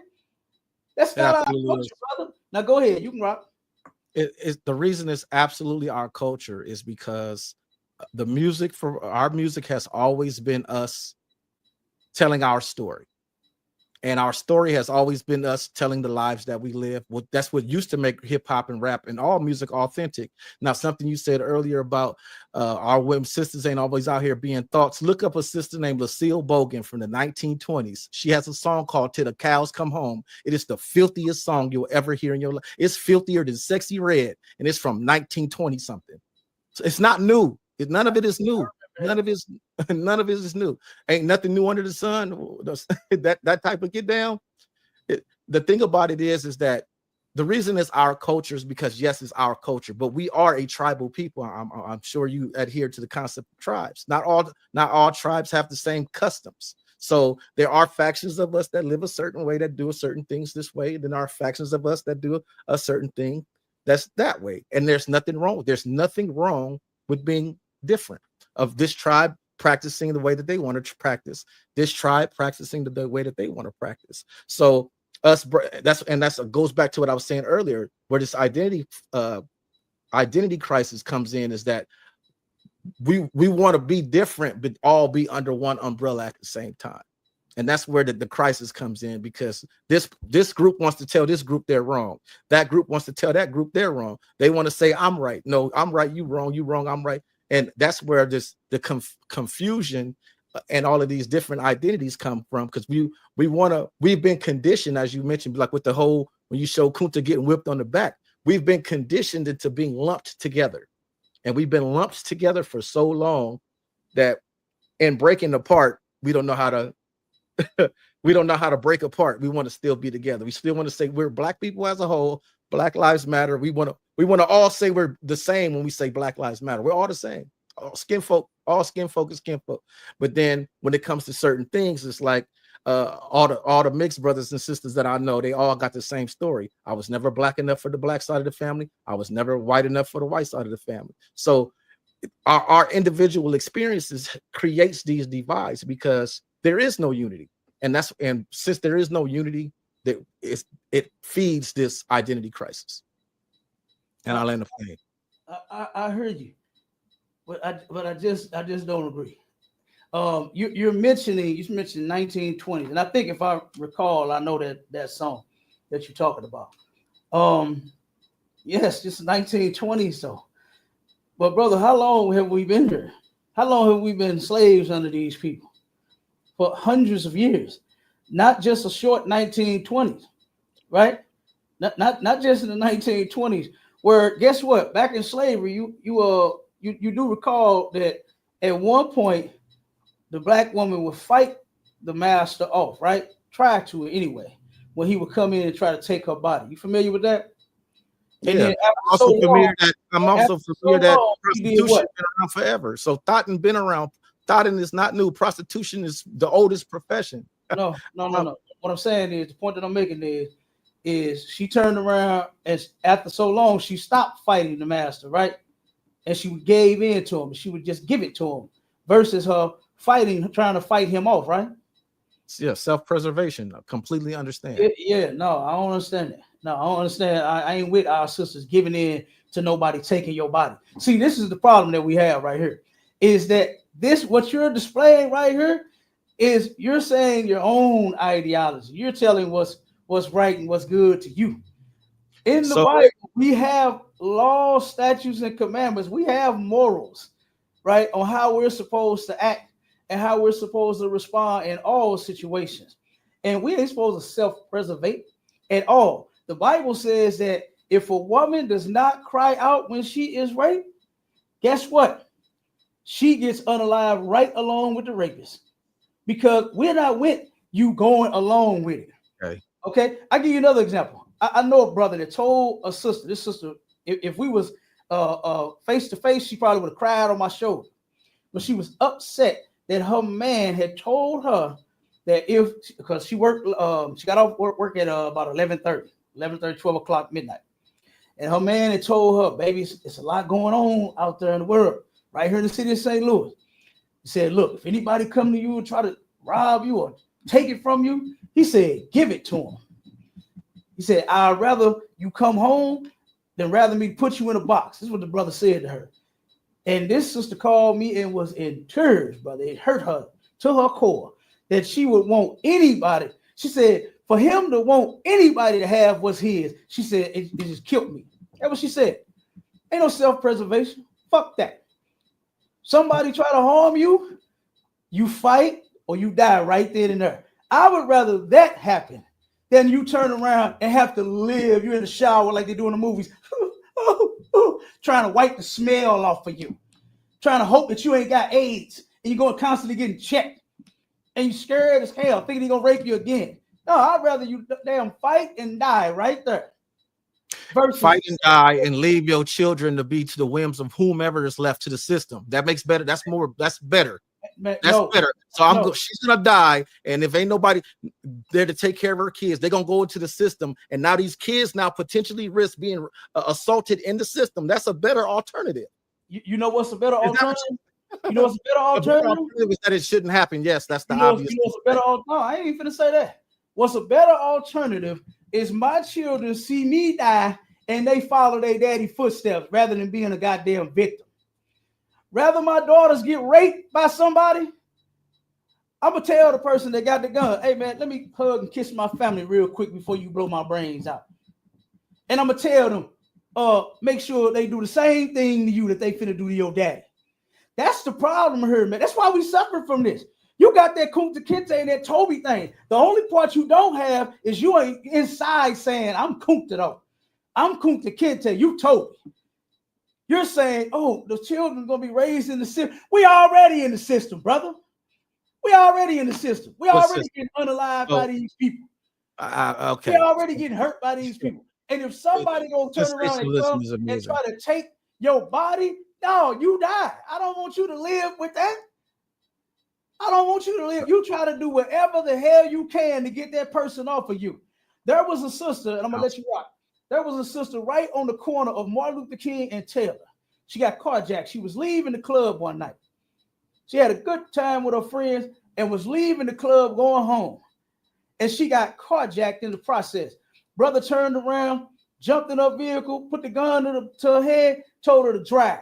Told her, this is where you going. Make a left, make a right, turn right here. and they went and picked his brother up. Two brothers is out carjacking. One brother say, look, I'm finna get in the front. He go get in the front, sit next to it, got the gun on her side. Tell him to drive, turn. Instead of telling her where to go. He turned around and he said, hey, bro, we finna hit this. She bad. This is what the brother say in the front. The one in the back said, man, we still in cars, not pussy. That's what he told his brother. Turned around, he said, hey, I'm out of here, dog. Instead of him getting his brother, he jumped out the car and left his sister in there with that other animal, right? Turn around, and after the brother, he's like, all right, come on, let's go. He telling her where to drive again. The sister got a gust of courage, and she fought that bastard with that gun. And you know what happened? She lived, and she turned around and did not get raped. She didn't get assaulted at all. And I'm proud of that sister for doing that versus just driving to some spot and let this man rape you. He probably got AIDS. Now you finna have to live with it. Now you're gonna be sick your whole goddamn life. I'm proud that sister turned around and fought that animal versus giving in to him, brother. I don't know what you're talking about right now. You suffer from identity crisis. You say you are a deist, right? Lucky. You suffer from an identity crisis as well. That woman was very lucky, and she was courageous. She was lucky. She was courageous. She was lucky. She was brave. I give her that too. She was lucky. She was brave, but she was lucky because he could have easily boomed and been a necrophiliac. Hey, that's all right. She took that chance. She took the chance. You know, that sister had more balls than you. That sister had more balls than you. I don't know that woman. I don't know that woman enough to know. No, I don't know that woman enough to know. I don't know what she got to live for and what she don't got to live for. Me, myself, personally, I have small children that I can live for. I got small children. What I can live for my children. I'm saying, but I'm not like the black men that walk away from their kids and knock up all. I ain't saying you are. I'm not one of those. Say you are. You don't look like one of the brothers that are. But we're talking about a life or death situation. A life or death situation. If somebody breaking my house, we tussling and shooting at each other, and one of us got to go. That's just how it is. That's that. But me being in the house. Why are you saying it's so lucky? She's so lucky that he didn't end her life.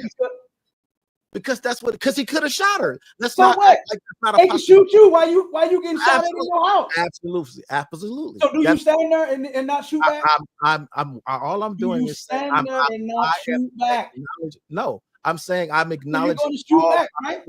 Yes, I'm acknowledging all. So at any time, do you turn around and tell if a gunman, God forbid, we'll just put it on somebody else, just a random girl being captured by a man, right? And then you're there to witness this. Would you turn around? I'm not involving myself in a stranger. That's me. Huh? I am not involving myself with a stranger. My name is Bennett, and I ain't in it. That's all. No. I'm saying the daughter. The man has the father is there, and the daughter is there, and the man, the criminal, is there, and the criminal has a gun to the girl's head, and the criminal said, "I'm about to take this." The father's advice is going to be what? What's going to happen? What does the father say and do? He's going to say, stay calm. It's going to be okay. And he's going to try to bum rush the dude, probably get shot. And then his daughter's going to be attacked anyway. Okay, but why not turn around and say that for the sister? Why not say that she's lucky to be alive because he could have ended her life? Why not bum rush the dude and fight him until he get the hell out the car like what he did? Versus just saying, give in. Oh my God, that sounded terrible. She was lucky. That sounds terrible, brother. That sounds terrible. That sounds terrible to sit here and say that she should just give in to that. I'm not gonna sugarcoat anything. She was lucky. It could have turned out either way. She flipped the coin, and she decided to flip the coin, and she got the outcome that was desirable for her. That's a beautiful thing that it turned out that way for her. It could have turned out a whole lot different. And and that's the difference. I am acknowledging both sides of the coin exist. But see, here's the thing right here. The coward side of the coin don't exist for me. That's the difference. That don't exist. Being a coward, that's not an option for me. You understand? Me fighting or dying for my life. Now that's the option. That's the only option. But being a coward and giving in, talking about a person could possibly end my life, that's what you're going to have to do. That's what you're going to have to do. Because you're not about to do what you are trying to do. I'm sorry. I'm sorry. And sisters should do the same goddamn thing. That woman herself even disagree with you. I'm trying to think of that. She cried because her man told her to give in to it. That hurt that sister's feelings. And I'm sure you would probably hurt somebody's feelings too if you give them that same advice. Because that's what it sounded like you would say. You would say the same thing, that you would rather see your family. Because you said, well, they're going to be in the system. And then the system going to be the system going. No, you follow my footsteps. You see me die, you do the same goddamn thing before you let somebody do something to you. All right. That's what you do. Okay, so we got a different perspective then. Absolutely got a different. I care more about my lineage than I care about mine too. And I care about mine so much so to where we are not going to be victims. That you'll die and interrupt. We are not going to be victims. We just gonna die. We just gonna die. Because how many people get over rapes? How many of our people get over that? I couldn't tell you. It happens so often. Look at the statistic, boy, it's hard. It's happened so often that it's a part of it. It happens so often, right? Right. And the people that live through it want to kill themselves every damn day. So for all the viewers, real quick, I'm every day. So for all the viewers that's watching, and if y'all any men or that like for your woman to call you daddy, just know that comes from when molestation. That's what that comes. That comes from that history. So if you like for your woman to say best daddy, big daddy, yeah, to give it to me, daddy, that's what that means. That's the history of that. What are you talking about, bro? No, because you were just talking about how often it happens. You mix it again, bro. No. It because what you said made me think of something else. It comes from that. No, it don't. A woman calling her man Big Daddy because she loved the sex he driving up in her. That has nothing to do with child molestation, bro. What you talking about? Okay. All right, brother. You mixing a lot of stuff here, brother. No. And you are absolutely what this show is about. Identity crisis. You suffering from a lot of identity crises. Multiple. No. You understand? You're entitled to your opinion, absolutely. And see, that was the whole issue too. That whole the high and mighty stance. I haven't judged you on what you believe and your point of view, not one time, but you have absolutely no problem doing it to me. That is very loving of you. It is. And what I'm giving you, that's called love, brother. No, it's not. It's called you giving me your ideology because you think mine is wrong. And that was what I mentioned. That's what I mentioned earlier. It's absolutely wrong. And that's what I mentioned earlier. That's why we got all these split off factions, because everybody want to say I'm right and you wrong. You right and I'm wrong. So where's the proof of when children get molested, the pervert is telling the child, call me daddy? But where's that proof? When it's a father, you ever seen Precious? You like to use movies as examples. Look at the movie Precious. Same thing. Does it feel good? Yes, daddy, it feels good. Brother, no, I wouldn't tie this sickness to a couple that's actually in a relationship, saying the woman calling the man daddy because she loved the things that he does to her body. Ain't nobody saying it. That child did not love what was happening to her body. Hey, that child, what you're describing is child saying whatever they can say to preserve their life. What it says in the syndrome. Right. Same way. If I could bring that out real quick, sir. 1 second, Warren. What you call self-preservation, right? That's what you call it, self-preservation. Mm-hmm. But what I'm saying is, I ain't with that. You understand? I ain't with that. Children, when you defile a child, brother, you look this stuff up. Children end up developing sick relationships with their abuser. They end up being in a full-fledged relationship. I've seen it firsthand in my family. I got a cousin that was molested by his uncle. And you would see them two smoke weed and drink beer. Boy, you would think they was the best of goddamn friends. But come to find out, he is the one that made him gay. Mm-hmm. Stockholm syndrome. Absolutely. That's what I'm talking about. So no, I ain't, no. You are putting a regular relationship on children that were abused. No, I ain't with that, brother. That's all. You understand? That's all. But let's get to the point real quick and finish up about the identity crisis. We'll get back to you in a second, brother. I'm glad you came up, though. Glad to talk with you. You hear me? Right on. Even though you say I'm judging you, right? Even though you say your brother judging you, I got to, brother. We have to fix the mindset of our people. And somebody has to tell black people that they wrong. That's black people problem.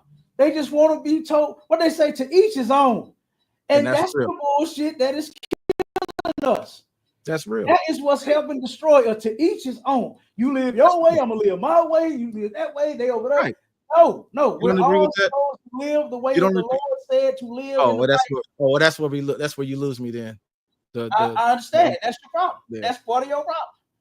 That's part of your problem, brother. That we're not supposed to be living all these kinds of different ways. If I see your daughter, however young your daughter could be, I'm supposed to treat her like I'm her daddy. Not meaning like no sick stuff. Meaning that I would protect that baby. Because I'm sure you look like a great father.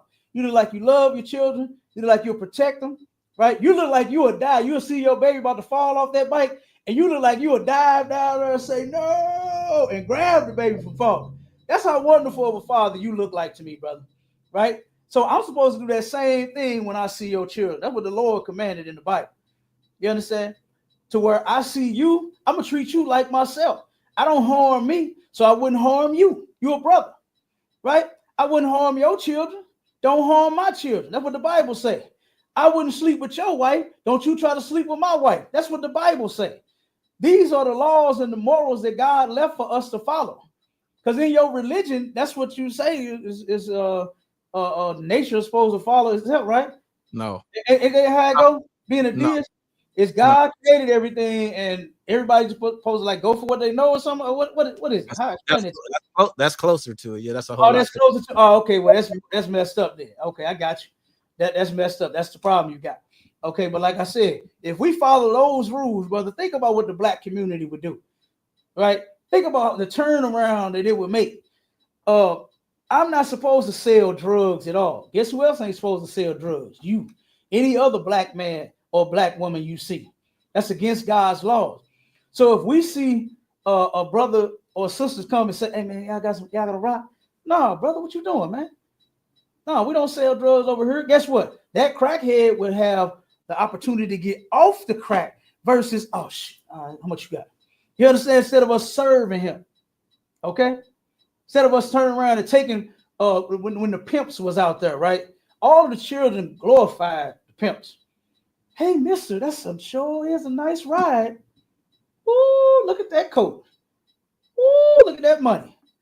Not knowing that he had your mama out on the corner making him all the money that he bought the ride with.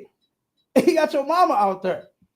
Now, if we turned around and treated each other like what the Bible said is not to whore out our women, we wouldn't have that problem. Brother, I can go on and on and on and on. Okay? You make your head spin. And I dig that. All of that is innate. But what you got on the wall behind you with the star of Molech, where it says universal knowledge. I agree with that. Oh my God. Here's another one by Shala.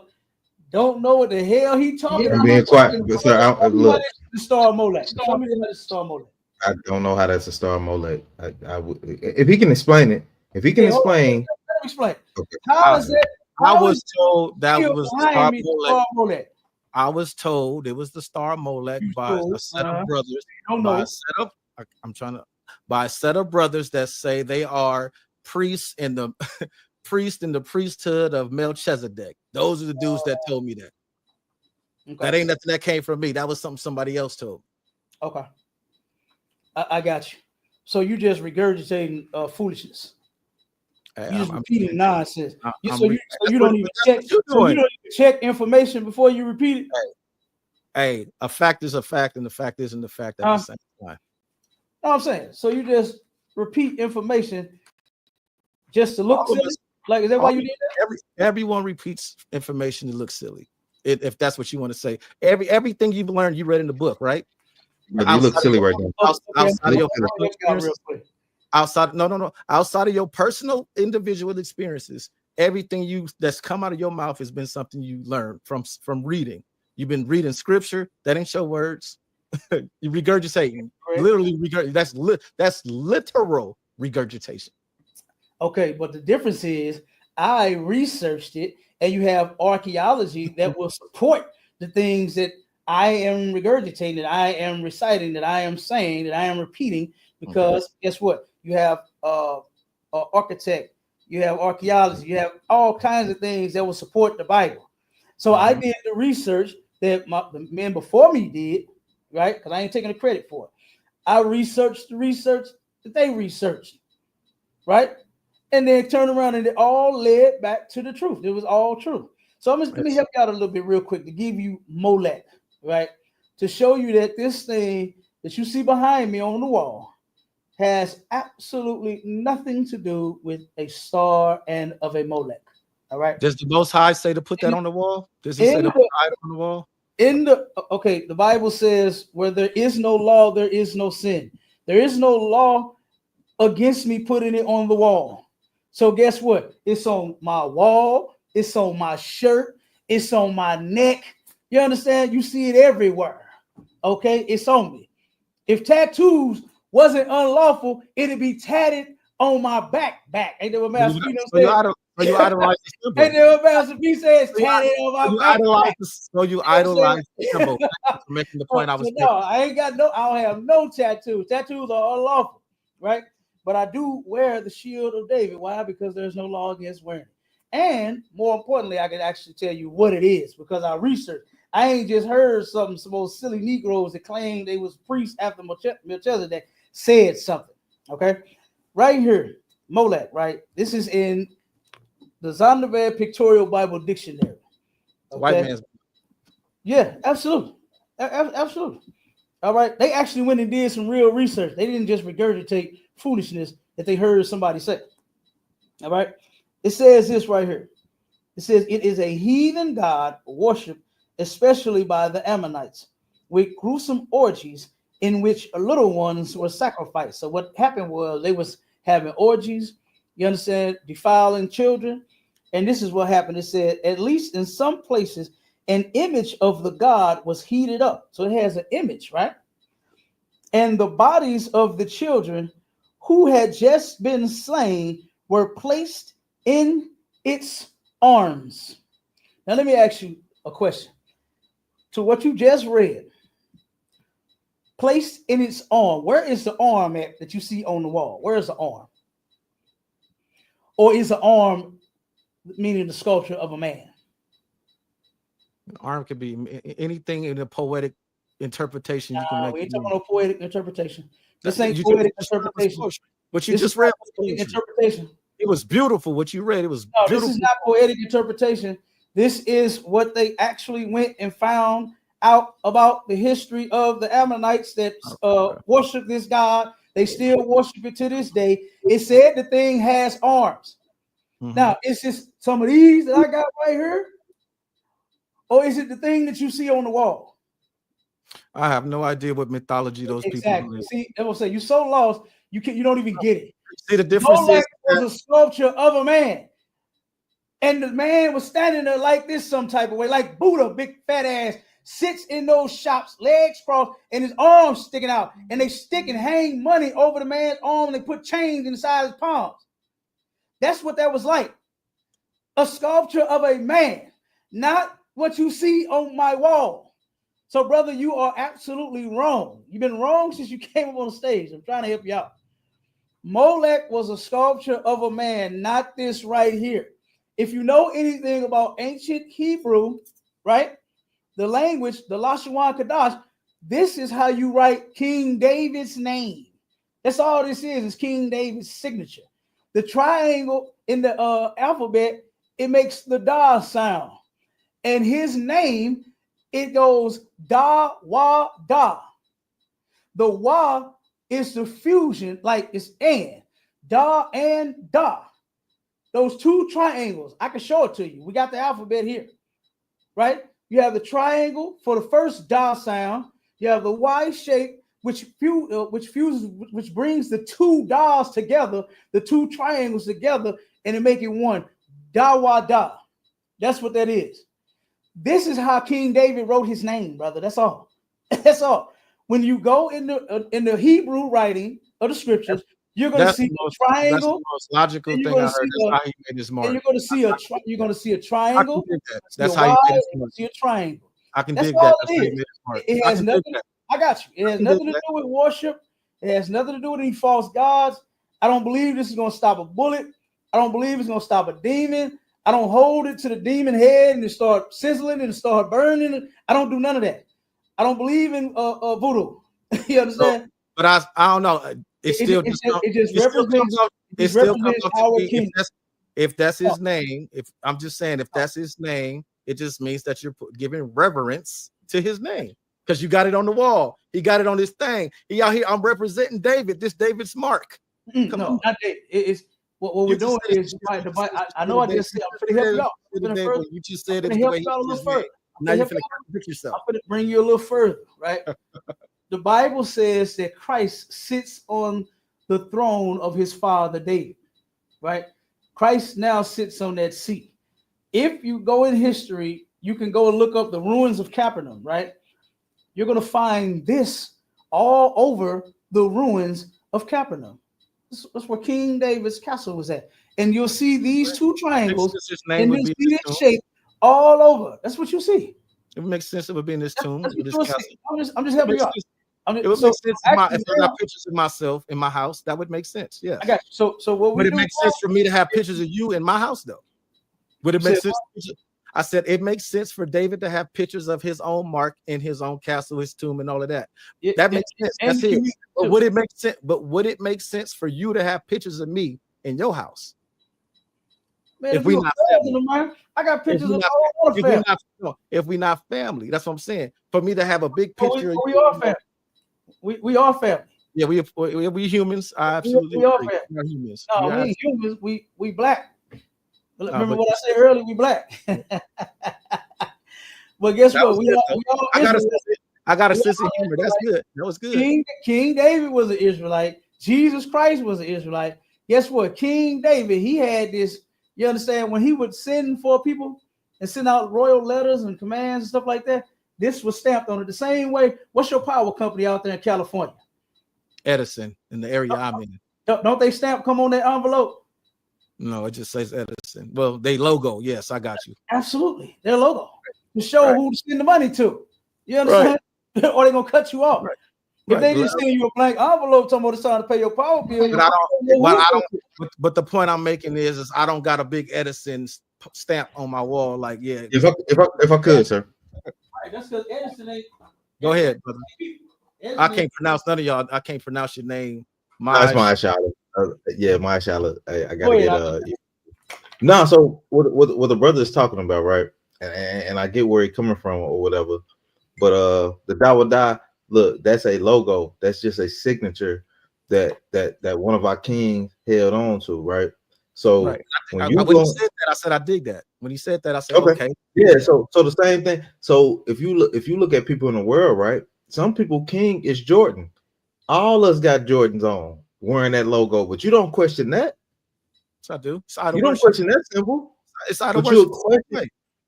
No, but we don't worship it.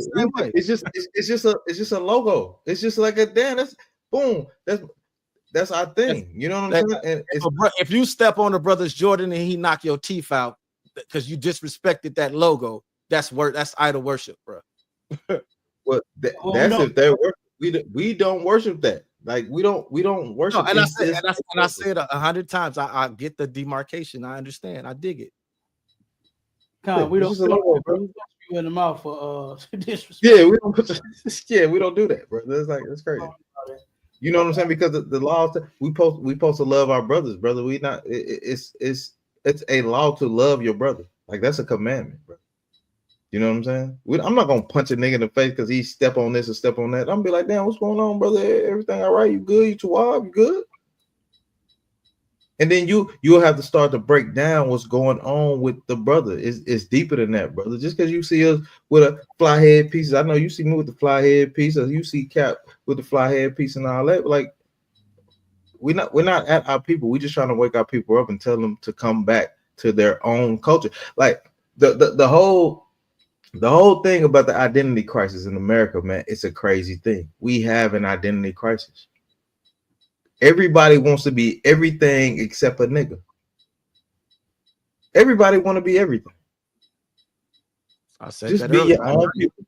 You said what? Go ahead, brother. Go ahead. You got it. I said that earlier. I absolutely agree with that statement. We all want to be. We want to branch off and say they got the Moors, they got the Kemet dudes, the Israelites, and the Aboriginal. It's 500,000. The list goes on. Right. All right. Okay. Cool.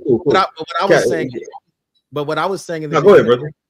is that for me, and I say for me in particular, this is just the way I see it. I'm not saying this is what I think everybody should do. I just think that we should pay homage and reverence to the people that came before us, that went through the struggle and cultivated this culture that we have now. And it's different. Okay, Cap, if I could rock real quick, Cap, if you don't mind, sir. Go ahead, bro. All right. Khan. So, in your opinion, and off what you said, what do you think will be, if you can give me 3 things that could fix black people right now? Talking to me or him? No, I'm talking to you, sir. I'm talking to you. Three things that can fix black people right now. A magic wand, if you mean instantaneously. Brother, I'm asking you a question. Don't fluff it. Don't fluff nothing. No, just because I think practical. I think practical to fix people right now. We would have to go back in the past and change things, brother. I don't want you to run. So number one, education. Okay. Education. When I say education, I mean as far as fiscal understanding, investment programs, all of that. Now, not just regular education. A sense of community, whether that is however you want to define a sense of community. And a third thing, what would be the third thing that would fix black people? Ooh, it's hard, ain't it? It's hard, ain't it? I know. I know it's hard, brother. Yeah, it is. So here's the solution. We're gonna right. Yeah, I know it's hard, brother. I know it's hard. Like it, sir. My bad. Like it, sir. No, you good. We're gonna run a few of these down and we're gonna get up out of here real quick. Here's the thing. All right. To fix this identity crisis that we have here, we have to go to the Bible. And I ain't talking about going to the Bible for the latest Donnie McClurkin or Kirk Franklin hit or none of that, right? Because that's where they pull their song from. They get a scripture or two and make a whole damn album for it. I ain't talking about that. We got to actually go inside of the book. And when I read that Isaiah 1 and 3 earlier about the ox knoweth his owner, and the ass his master's crib, but Israel doth not know, my people doth not consider. When you think about something, when you think about people being lost, right? This is what Christ said he came for. Because we have a big lie going on in the black community that Christ came and he died for every single person on the planet. And that's just not true. It's not in the Bible. All right. So give me that in Luke 19. Now, give me the scripture in Luke. The book of Luke, chapter 19 and verse 9. It says, and Jesus said unto him, this day is salvation come to this house, for as much as he also is the son of Abraham. So Christ was talking to a brother. He told him salvation has come to this house because of their faith and them believing. And it says because he is a son of Abraham. All right. So pay attention. Salvation ain't come to everybody. Christ didn't say that. He said he's a son of Abraham. And when you go through the Bible, the son of Abraham, guess what? Abraham had 8 sons. And the promise went to Isaac. The covenant went to Isaac, his son. Then it went from Isaac to Jacob, his son. And then it went from Jacob to his 12 sons, right? The 12 tribes of Israel, to the Israelites. All right. So this brother he was talking to, he was a son of Abraham as well. He was an Israelite too. Keep going. Verse 10. For the Son of Man is come to seek and to save that which was lost. No, he came to seek and save that which was lost. There is a people on the planet who don't know who they are. Show me the Chinese man that think he an African. Show me the African man that think he's Russian. Show me the Russian man that think he's Italian. Every other people on this planet, the Arabs, they know who they are. The Japanese, the Korean, the Filipinos, everybody know who they are. Even all of the damn African tribes that's in that, they'll tell you exactly which one they are. No, I'm Nigerian, I'm Ethiopian, I'm Libyan, I'm Kenyan. They'll tell you who they are. But there's somebody that can't. Those names. There is one people that don't have an identity. They'll tell you, oh, I'm black. They'll tell you I'm Negro, Afro-American. They'll tell you all of those things. But they can never tell you exactly what their identity is. They'll say African American. So now you two different continents. You understand? You African and you American. That's ridiculous. And there's no way for a person to be two different things. You're just one, right? Just one. And Christ said he came to save that which was lost. Nobody else has this crisis here. Nobody else is wondering who they are. Nobody else is going through this. Read me the next scripture in Matthew 15. Khan, sir, the book of Matthew, chapter 15, and verse 24. But he answered and said, I am not sent but unto the lost sheep of the house of Israel. This is Christ speaking out of his very own mouth. Telling this was a white woman that came to him for help, begging for him to help because she heard about the fame of Christ went around about him healing the sick. And her daughter had a demon. And she went to him and begged for him to heal her daughter. And he told her right then and there. He said, I am not sent but unto the lost sheep of the house of Israel. Christ, he just said it in Luke that we read, Luke 19. He said, I came to save that which was lost. Everybody ain't lost. Everybody know who they are.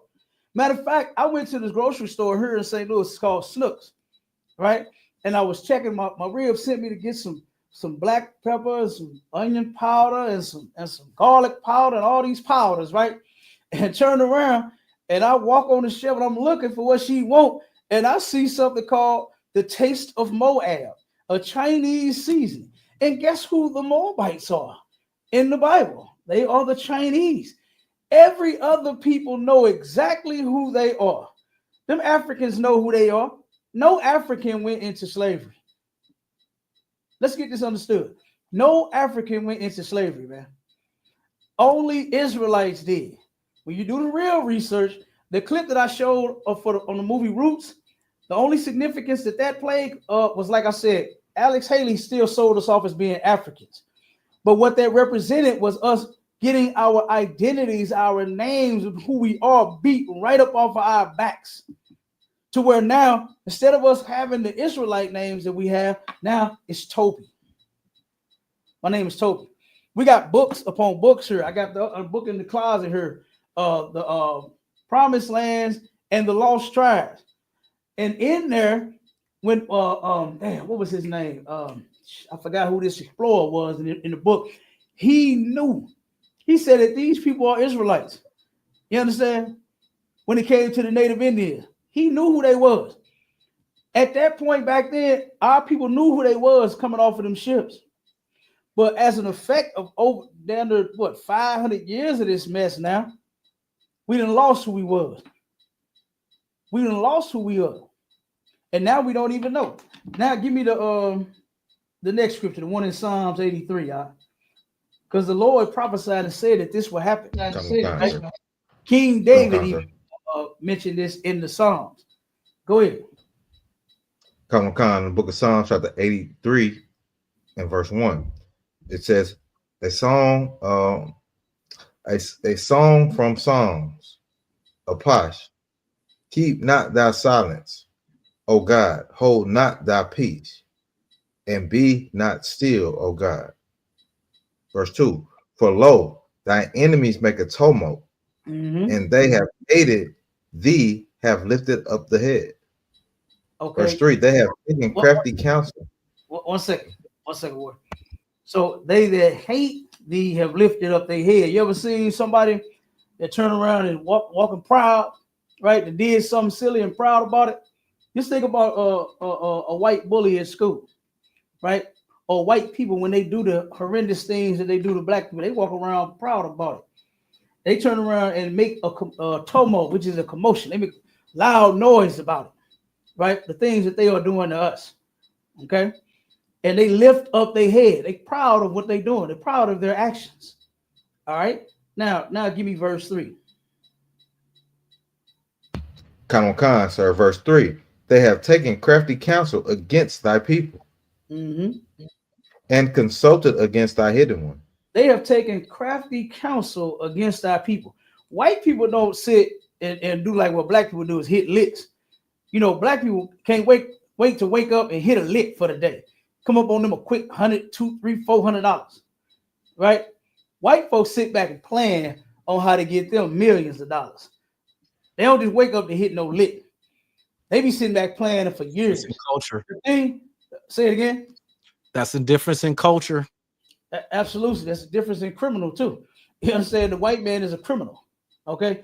But he turned around and he sitting mapped out what he gonna do over the course of some years.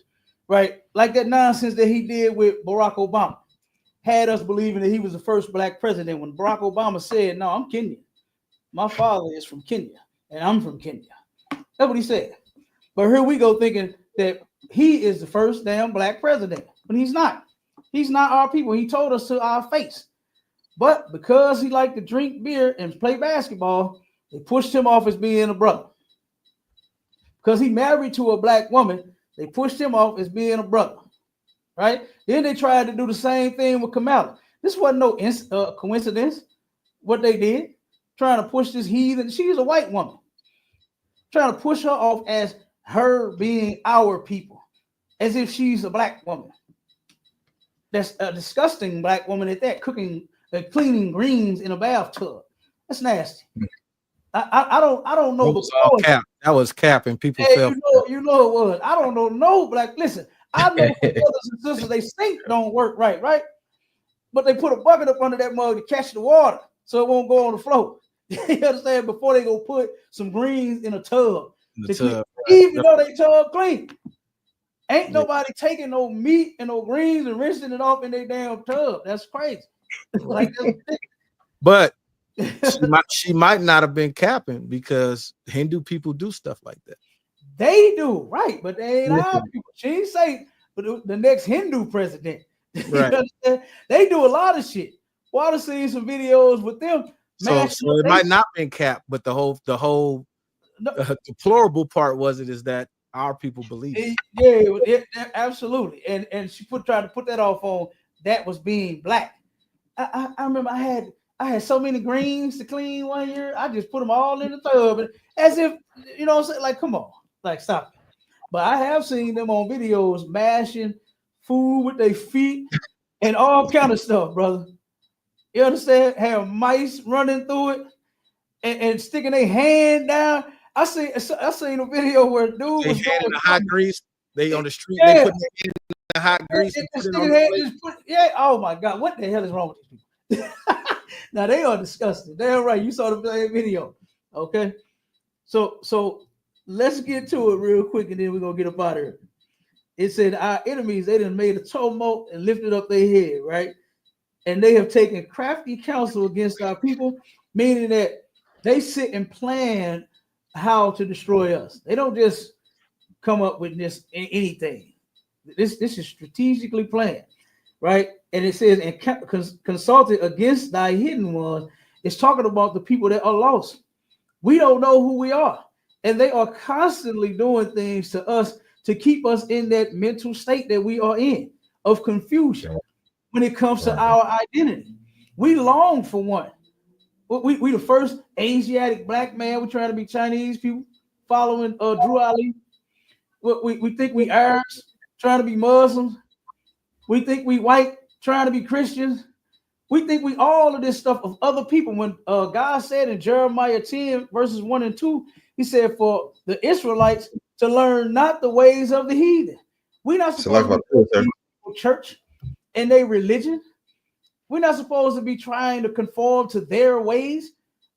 The Lord gave us some ways for us to follow. And because we don't consider and because we don't know, then we turn around and we do any and every damn thing behind those people. Go ahead, Mike Shelly. Now, what I was gonna say, sir, and that's everything that you're bringing out, because we shouldn't be following none of these heathen customs, man. And when it comes to like Christianity, we should not follow that. We should not follow being a Muslim. Like that's an Arab religion. We shouldn't follow that. Like Farrakhan can get on the stage all day and talk all that stupid stuff that he's talking about.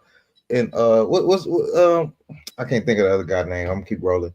But you got the Moors. Niggas want to be Moors. They don't want to get no ID, no license, no none of that.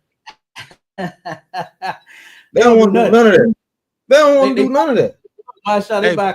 That's like what we were talking about earlier. They don't want to be. They separating themselves from the system. You were saying before, we already in the system. That's not separating yourself from the system, brher. That's not look. Okay, go ahead, Cap. All of that, like me being having the mindset that I have, it allows me to be able to look at everything from a non-biased perspective. So I can look over here and say, that's not a bad idea if y'all figure out how to get it right. I can look over here and say, oh, that's not a bad idea if y'all figure out how to get it right. So the concept of separating from the system and creating your own system, it's not a bad idea. You just got to figure out how to get it right. Okay, real quick, I'm gonna give you a scripture. Okay, all right, Cap. I was gonna say, let me roll. Go ahead.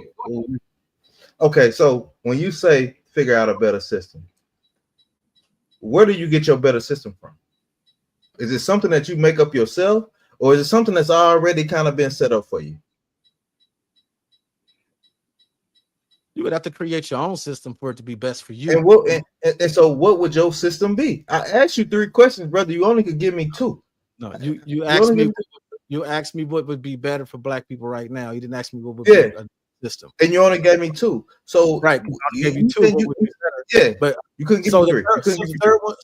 So the third one would be to establish our own government and our own land. We got to have our own land to do. Okay, and how do you do that? You got to play while the system at be. That's the caveat to it. Is that hey, that's the caveat. Hey, it's in a hypothetical scenario, in a best case scenario, best case, this hypothetical best case scenario, all 40-something million of us in the United States all fall under the Israelite banner. We all strap up, get armed, and all of that, and we say, boom, we going to war. We finna they gonna wipe us out, bro. You know what? Like Brother Cap was saying, we're gonna die because that's we're gonna have the courage and we're gonna just die and be wiped out. No. I don't think that's what Cap. I don't think that's what Cap was saying. And you playing a lot of word salad right now. You get what I'm saying? What Cap is telling you is follow the Lord. Why is that so hard? Not everybody believes the same thing. And that's a reality of life. That's why we're suffering from such a great crisis, because people do not want to serve and obey the Lord. But you will obey the white man, though. You will do that. Now here's the thing, real quick. My Charlotte, give me the scripture real quick. And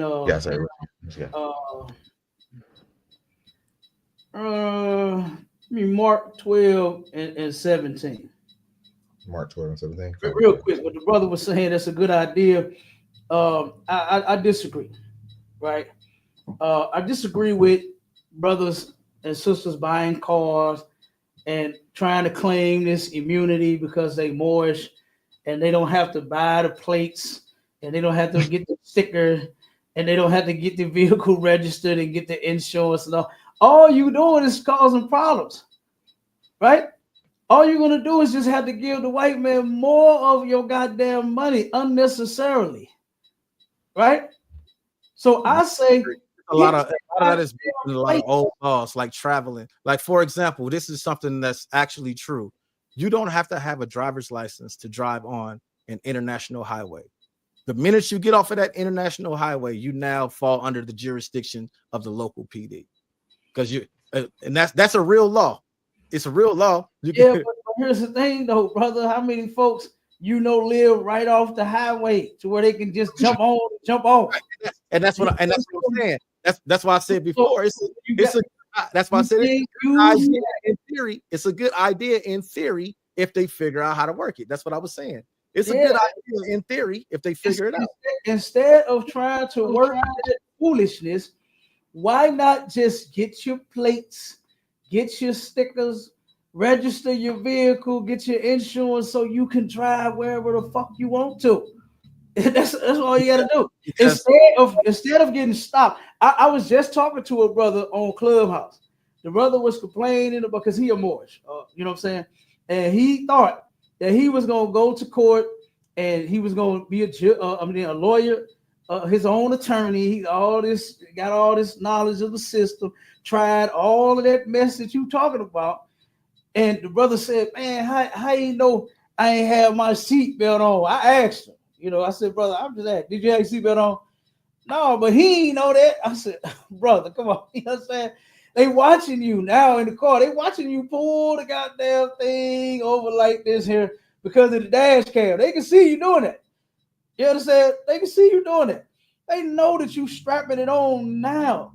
So yeah, when he said he saw you and you didn't have it on, or he saw you trying to put it on and said you was driving without your seatbelt, they got you on the camera where you're trying to go real. Right. But see you and snap it on.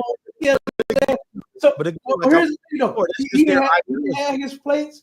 He didn't have his insurance. He got tickets for all of that. And none of that more shit worked. None of that stuff worked for him. None of them IDs that he made of his own. He rejected having a state ID, right? But then he turned around and told me that he got his license. He actually got the license, got the IDs and all that. He just don't use it. He present the Moorish license. That don't work. That don't work here. So what I'm saying is read that scripture, brother. Con, sir, in the book of Mark, chapter 12, verse 17.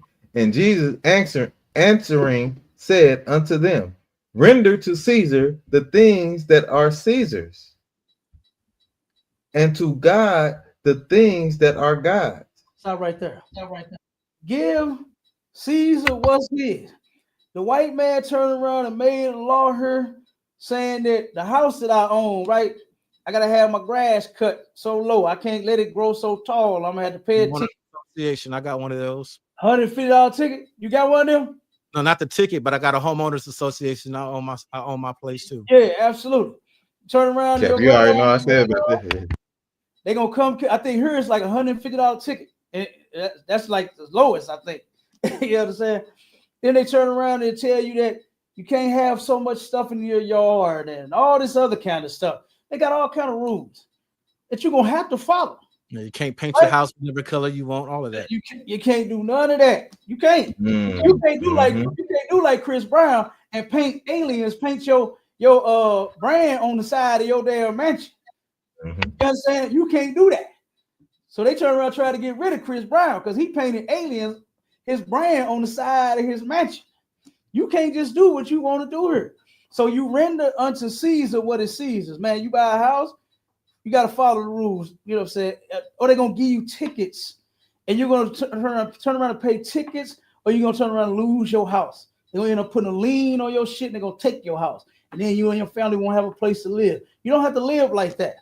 You buy a car, you driving to work, man, get the goddamn plates. Get your car registered. Do that. Render unto Caesar what's Caesar. And render unto God what's God's, man. What's God's is his people and our people, his people's obedience. That's what he's talking about. Yeah, the thing I always tell them Moors, I always say, it's funny how y'all want to say y'all trying to separate from the system, but the day you was born, you was given a serial number. Man, look, called a social security number. The day you was born, you get a serial number. Everybody was. And what can you do about it? Yeah, that's what I say. You can't separate yourself from the system. The only way to beat the system is just to turn around and not be a criminal. That's how you beat the system, right? you end up paying your taxes. Like you said, your homeowners association, they'll kick you out. They'll find some reasons to put a lien on your crib. And they will try to take your house, and then you and your family won't have a place to stay. Don't even play that game with them. Have your home, because we need places to live. I don't want our people out on the street. You understand? But pay the taxes, right? My taxes is fixed in one of my mortgages. In your mortgage, yeah, that's how mine is too. Yeah, absolutely. It's fixed in the mortgage. It's getting paid throughout the year. So guess what? We just got to do that. That's how they made it. That's how they made it here. That's their system, right? So, like I said, the only way to beat their system is to turn around and obey the Lord. God ain't saying like be a punk. Christ wasn't saying be a punk to these people. You know, he wasn't just saying just lay down and take whatever these folks do. You heard the expression "beat them at their own game." Kind of, sort of. I ain't even playing the game. I'm just saying simply. The reason I use that is because there's a lot because Christ trying to check him though. Christ trying to check the. It's like if I could, sir. 1 second. Okay, go ahead. Go ahead, bro. No, I was letting him go because I don't know what I'm saying. Okay, go ahead. Yeah, cool. Christ checked them in Mark in 17. You know what I'm saying? When they try to come to Christ and say this and that, Christ was like, give him what's his. You know what I'm saying? But give the Lord what's the Lord's, though. Right. You do that. That's what you do. Even when he can, because the white man gonna always ask for this and that. He's always gonna move the goalposts. But the Lord ain't moving the goalposts. He's telling you what you should do and what you should not do. It's crazy. He checked them. Give them what they want, but give the Lord what he telling you to do. And if you're not following that. And what I was going to say to build on to that, it kind of builds on what you were saying, because when it comes to like what he say, follow all the rules and that the system that's in place. Right. I had my cousin actually identifies as a Moor, and he was talking about, you know, this white man this and the white man that, and I was like, dude, he's like, you don't have freedom in this country. I'm like, that's that victim's mentality, I think, is what's holding. That would be the fourth thing I would add. Take that damn victim's mentality that the hell out of black people's here, because there is no white man saying that you can't go to school. There is no white man saying you can't go down to the registrar and get a business license. There ain't no white man saying you can't contact the IRS and get a EIN number. There's no white man holding us back from doing anything. The only thing that's holding us back is getting up off our asses and actually doing it and participating in the city. Like right now, I got a business. I'm a private contractor on top of my regular job. And since I have that private business, I'm able to write off my tax. Because when Trump changed the tax code back in 2016, he took itemizing away from individuals. So I had to get a business so I can itemize. So it's just play the game with them. The only that's all it is. I got you. And to add on to what my brother was saying, as far as Christ and how he checked them in Mark, they were trying to find some reason to accuse Christ so that they can put him to death. And of course, going against the white man. Now, you know you better not say nothing against the white man. That's what they were trying to get Christ to do. But Christ, as you can see, he was cold with it, right? So he knew their thoughts. He knew what they was thinking and what they was trying to do. And that's why he spoke the way that he spoke. And he said, no, you render unto Caesar what is Caesar's. Give him what belongs to him. Pay his taxes. You do all of that. Christ didn't come up against people talking about the revolution and then not paying the taxes and not getting the ID and not getting your damn registration. Christ ain't say none of that. You understand? Because that ain't how it's going to get done. How we going to fix this thing is us obeying our God. That's it. That's the only way. That's why nothing else is working. That's why on an individual level, we're doing pretty good. We got some of us that got nice jobs and nice businesses. You understand? Matter of fact, us three brothers, we all own our own business. You got a business, he got a business, I got a business. You understand? Matter of fact, I own a couple of them. I think my brother owns a couple of businesses. You understand? And I'm sure I'm hearing you own a couple. You got your thing going on, right? But guess what? Doing good on an individual level, I ain't concerned with that. I ain't concerned on how good I'm doing by myself. When I'm looking outside and I'm seeing my people out there starving and dying and drugged out and holed out and some of everything else out. You understand? They without. They come to us to get food. You know, they come to us to get food, man, and clothes. We do tons of food and clothes drives for them. And like I said, if we turn around and obeyed our God, we'll be in a much better position. All right, that's what we're fixing. So that's why I was saying, like, when you were saying like beat them at their own game, a little bit, but not. You understand? Because we ain't playing their game.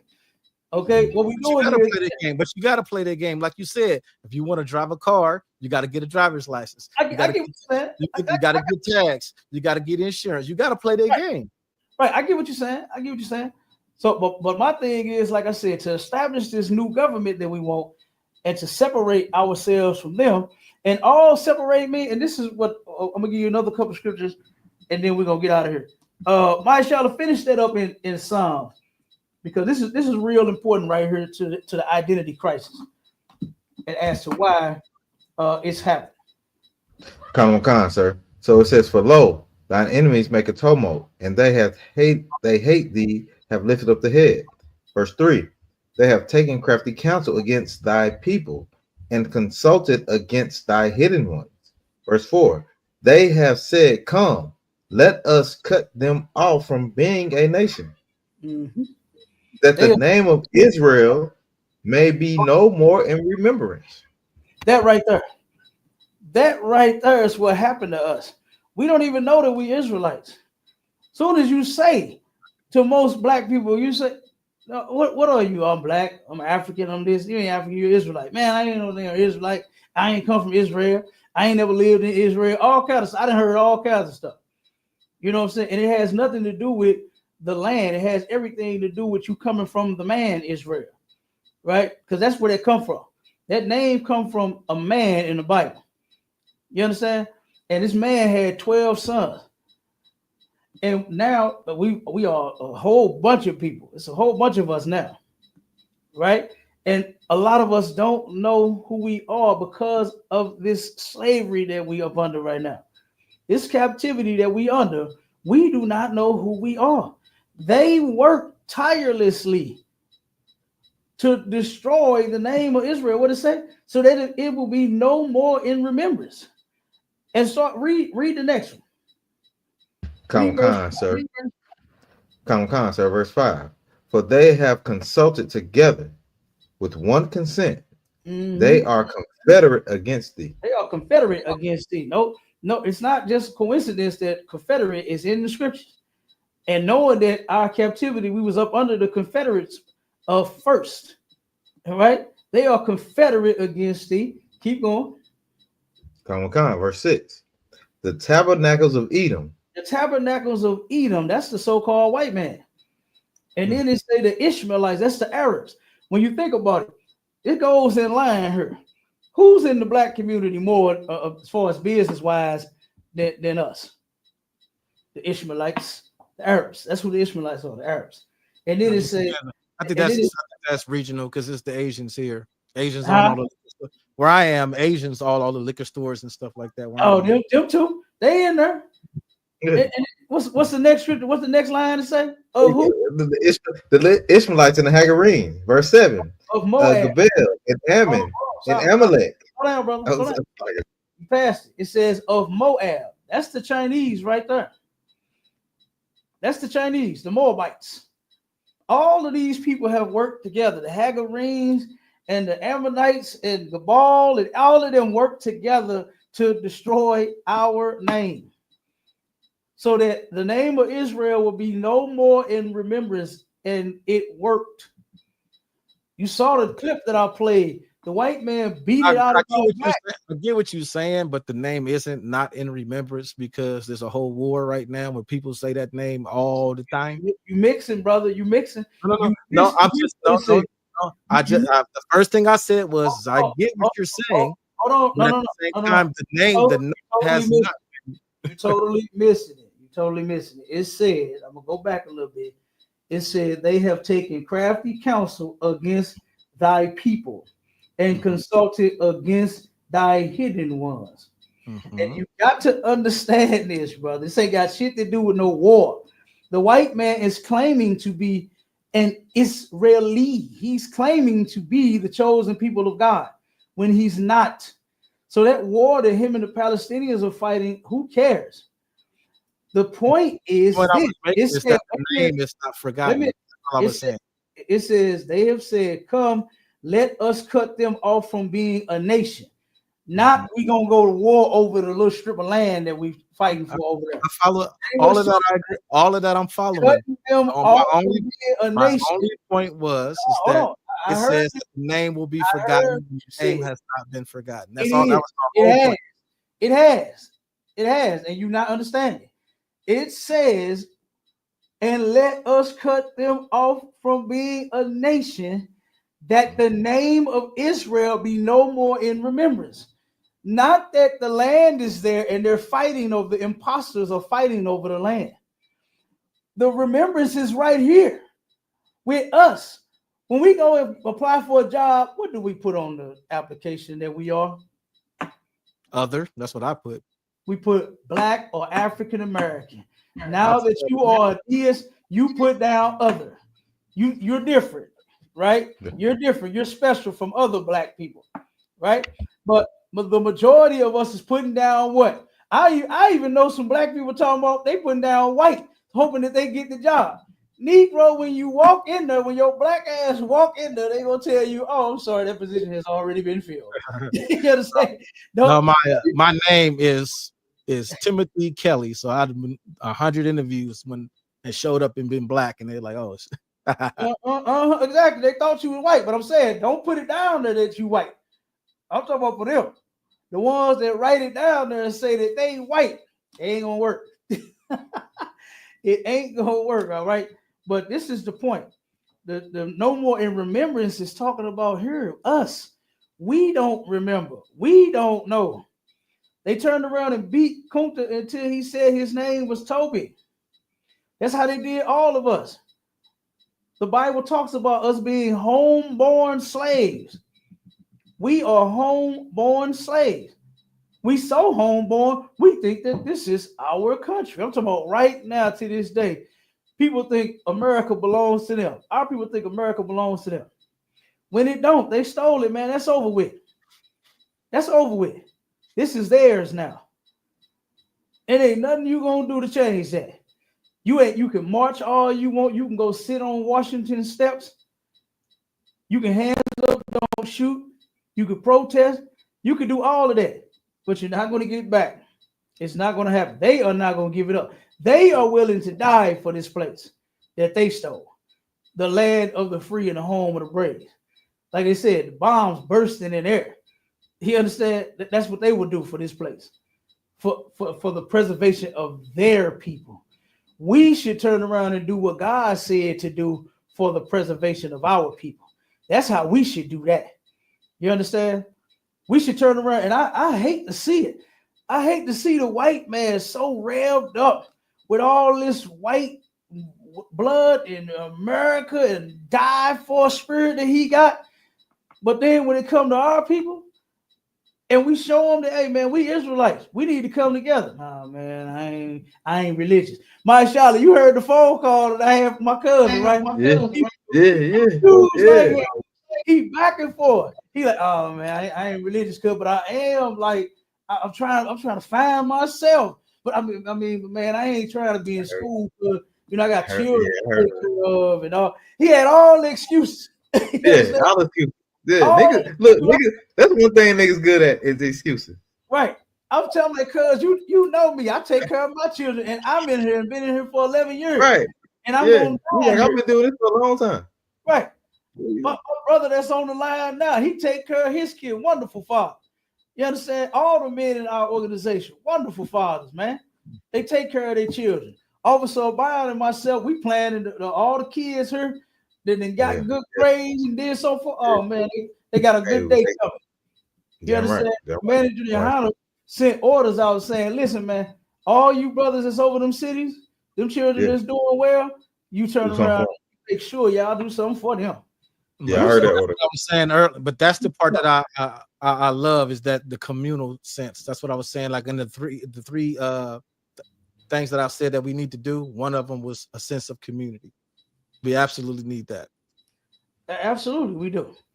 We got to come back, but as long as we voting for the lesser of the evil, the red or the blue, and that's always gonna be that's the ever since this election been in, like because you see under my name I got a show too, and we've been talking about this, and I'm like, man, as long as you, and I use those exact words, man, they didn't got people like stuck on this choosing between the lesser of two evils so tough. That's crazy. I don't like either one of them, but this one this one a little bit better than that one. Right? Ain't that ridiculous? Like that is ridiculous, that's man. Crazy. This person want to cut off my whole hand, but this one only want to cut off 4 fingers. So I'm gonna go with this. Right. What's the difference? What's the difference? They both evil, you know. And we had a sister earlier. We're gonna say this. We're gonna get out of it. We had a sister earlier that kept saying, "Oh, Kamala, she was talking about doing something for black people. Like what? What was she talking about doing? Well, what she was saying she was gonna do was gonna benefit all people. Wait a minute. Whoa. We talking about all people. We talking about black people." And then she went to Obama. I said, she said, "Oh, Obama did something for black people." I said, "What did he do?" I said, "Sis, don't give me that track phone with 300 minutes mess." He actually did one thing, and I have to acknowledge that he did this. What's it? Literally one. What's that one? The one thing he did that directly impacted black people more than any other group, because it impacted everybody, but it predominantly impacted black people, is he closed the disparity between crack cocaine and powder cocaine. So what that did is, because the fuck? No, I gotta look this one up. Listen, it sounds crazy, but it's actually a huge thing, because the way the disparity was before he changed it, if you had a gram of crack, that was 8 years, but if you had an ounce of powder, that was like 6 months. And who had crack? Are they both drugs? They both drugs, though, right? And they both cocaine. But this the thing. Yeah. So what's the disparity? The disparity is who had crack and who was sniffing lines. Hollywood. They're both drugs, though, right? But they're both drugs, though. No, you don't. Okay, so you don't want to. No, I don't get you. I get what the brother is saying. I get what he's saying. Because it's huge. Because what it was. Oh, go ahead.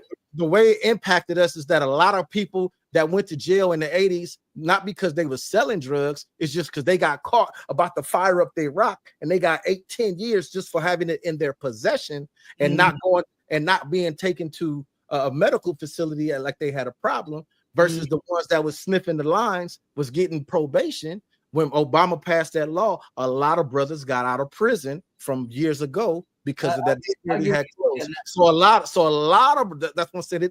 A lot of black people that went to jail for being drug addicts, not selling drugs, that went to prison for being drug addicts, got to get out of prison because of that change in the law.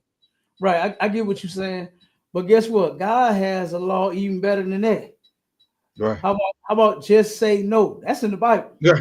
You understand?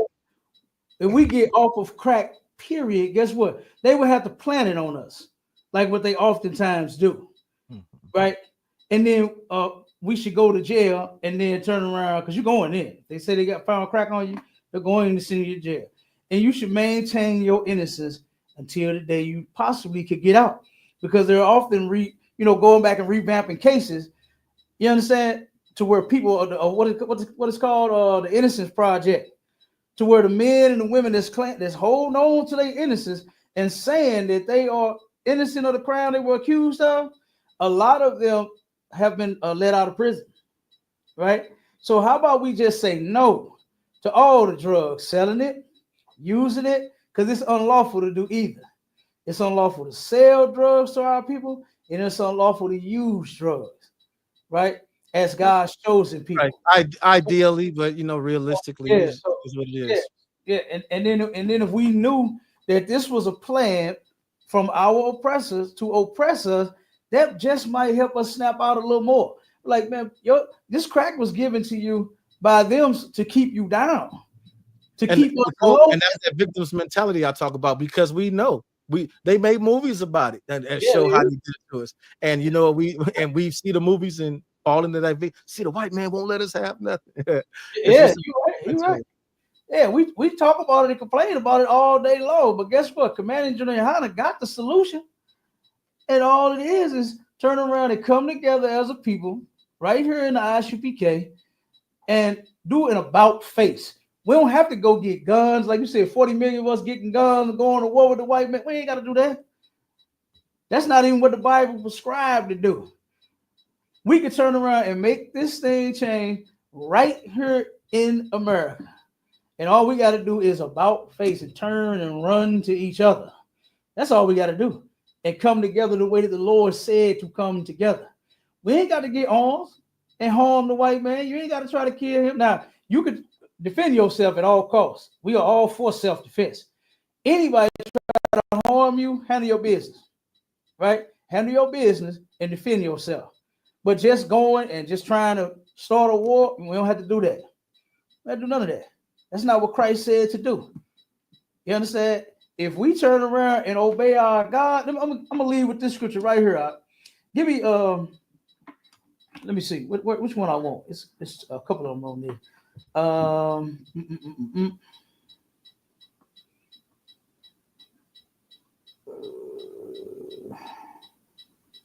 Hold on one second. I think it is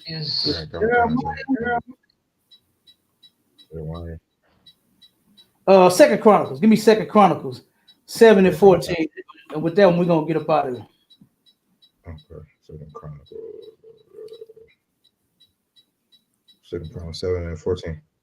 All right, come on, sir. It says, the book of Second Chronicles, chapter 7 and verse 14. If my people, which are called by my name. It's only one people called by his name, and that's blacks, Hispanics, and Native Indians, right? The Israelites. If we turn and do what? Keep going. That's called by his name. Shall humble themselves. Mm-hmm. And pray. Mm-hmm. And seek my face. Mm-hmm. Seek his face meaning obey him, right? That means to obey him, seeking his face. That's what that's talking about. Seek what the Lord wants you to do, not what you think of to do on your own. Keep going. And turn from their wicked ways. We got to turn from them wicked ways, right? It's wicked to celebrate Christmas, your birthday, Memorial Day, Labor Day. What's some more? Veterans Day, whatever. Your baby turning 2 and 1. You know the women. You know what I said? Christmas, all that. Thanksgiving, right? All of these are unlawful. It's unlawful to do these things. It's unlawful to unalive people. It's unlawful to rob people, right? And carjack people. It's unlawful to covet your neighbor's house and his belongings and his wives and his children and all of that. It's unlawful to do those things. So if we turn from all of our wickedness, keep going. Come on. Then will I hear from heaven. Mm-hmm. Then the Most High will forgive. We sitting here praying, right? We've been praying and praying to God, right? Meanwhile, we eating pork, shrimp, crab, and lobster. Delicious. Yeah. Those are laws. He said delicious. I was just trolling y'all, being funny. I know what's happening. It's in the Bible. Those are unlawful meats, right? It's a lot of meats that are unlawful to eat, and there are some that are lawful to eat. And here we are praying to God, praying for peace. Every Sunday, the God said, he said he's not in temples made with man's hands. And where is the first place? Brother Timothy, let me ask you a question. When a person said they got to get right with God, where they say they got to go? Usually they say church, because that's what they've been trained to say. When the Bible says that God does not dwell in temples made with man's hands. Mm-hmm. He's not there in that church. You understand? God gave his laws and his statutes and commandments to be right here. You understand? To be inside of us. Not turn around and be in no building and you go sing and dance and foam all at the mouth and roll all on the damn floor and all that silly mess. You understand? Which is absolutely nothing. That is garbage, man. We ain't supposed to be doing that. But if It's we a free turn around, concert, man. It's a free no, concert. that's all it is. You paying for that? It ain't free. I'm tired, nigga. That pastor want them tired. You don't gotta pay all the time. You don't gotta pay. They want you to pay, but you don't gotta. Yes, they sending out collection notices now. You won't pay them tithes. You ain't heard about that? Well, if you register as a member, I'm sure, yeah. Hey, I grew up in there. I played piano. You ain't sitting there for free for long, brother. That ain't happening. You ain't coming like you said and enjoying these concerts for free. You gonna have to do something. Not them big ones like you said earlier, Creflo Dollar and all of them. They sell tickets. You can't just go to that church. They sell tickets. You right about but I'm talking about like the Baptist ministry on top of the mountain and the Ebenezer and all that. You could just walk. You can walk in there and sit down. But look, they'll put a plate around. You put a plate around. You could throw $1 in there or something. But so I guess technically it ain't free. Paying for it, then. You put them $2 in there. That's what my grandma used to give me. $2. You right. She said, "Baby, here, put this in there." And she used to give me $2 while she putting in hundreds. Right. You understand all the money her and my grandpa was making. And I'm hip enough to understand that the books say that tithing is about food. No, that's a misunderstanding. And look, we can get to that on the next one, brother. You understand? Because we can actually have a conversation with you. You understand? You more than welcome anytime we go live. You understand? Right. I appreciate y'all having me on. Matter of fact, yeah, no sweat, brother. We appreciate you coming up. You understand? You in the chat? You in DMG chat? Which one is that? The Facebook chat. The link I saw. This one is y'all know who Neo Love is? Neo that be on here with DMG. Yeah. I found it in his chat because, like I said, the Ratchet Craig, the two Craigs, Ratchet Craig, Classic Craig, Mika Wash, all of them is my peoples, man. Okay. I always whenever I see it come up, I support, get on there, click the like and stuff like that to make sure that the algorithm, rocks with y'all. Okay, I got you. Like I said, I can't do it now though because, like I was showing y'all earlier, for whatever reason. Yeah, they clipped it for some. Yeah. Well, we're gonna figure out what's going on. Like I said, I'm gonna just download and re-upload. That's all we're gonna do. Check this out. I'm gonna end up giving. I'm gonna have Craig and them give you my info so you can hit me up. So that way we can talk about doing some discussions, brother. If you're, what I'm saying, if you're interested, and then if you'll be able to follow the link, what I'm saying, and come up on the stage at any time, any show that we doing. All right. Right on. All I can bring is my deist point of view. That's all I. I got you, brother. You know what I'm saying? It's all good. You finished with that, Mashallah? You finished with the scripture? Yeah, come on, sir. Come on. Hey, that was it. Listen, all right. We gone, Israel. We out of here. Look, I appreciate everybody for rocking with us until we got clipped.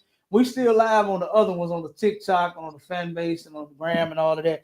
But like I said, for the YouTube, like I said, be patient as we chop this video up and get it back out there. We are definitely going to get it back out there. And the water to you, brother. Thank you for coming on. You understand? To the brother Timotheus. You understand? We appreciate you, brother. Timotheus, in honor of God. That's what it means. Okay. I hear that.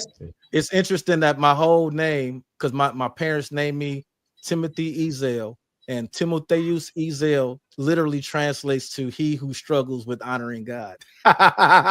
He who struggles with honoring God. Huh? That's I find it interesting. Okay, that's messed up that they named you that. And here you are struggling to honor God. But that's all right. I don't see it that way. I don't see it. No, when the live is over, I'll stay on and we can chop it up. We'll get you right. Now, actually, I got to get out of here. Oh, matter of fact, I'll just give you my information once we done. Yeah, so, I thought I sent him. I'm brother. You got anything you want to say? Yeah. Hey, come on, look. Go ahead. I close out, and you know what I'm saying. I know we're not online or nothing like that, but you know what I'm saying. I always check into ISUPK Atlanta, man. I always check into you know what I'm saying, Sharpen Sword Radio. You know, we do that too. DMG, it was a crazy thing, sir, when you was first bringing it up, identity crisis. And I listened to DMG introduction. That's an identity crisis, brother. When he got to salute niggas so many different ways, that's an identity crisis, man. So I wasn't gonna say it. I was just gonna wait to the end so I can give my little time to speak it. But nah, that's an identity crisis, brother. And we're gonna work on it, brother. We're gonna keep working on it, brother, man. You know what I'm saying? Hey man, y'all tune into ISUPK Atlanta, man. Y'all tune into ISUPK St. Louis. Tune to ISUPK.com, man. And I say shalom with that, bro. Damn right. Shalom, Israel. We gone. That was enough said. Real quick, let me clip the live. Yeah. I know I got about 30 seconds to make y'all feel this before y'all turn it off these days. That I might not even release here. But I be doing this shit for me. Help me get through.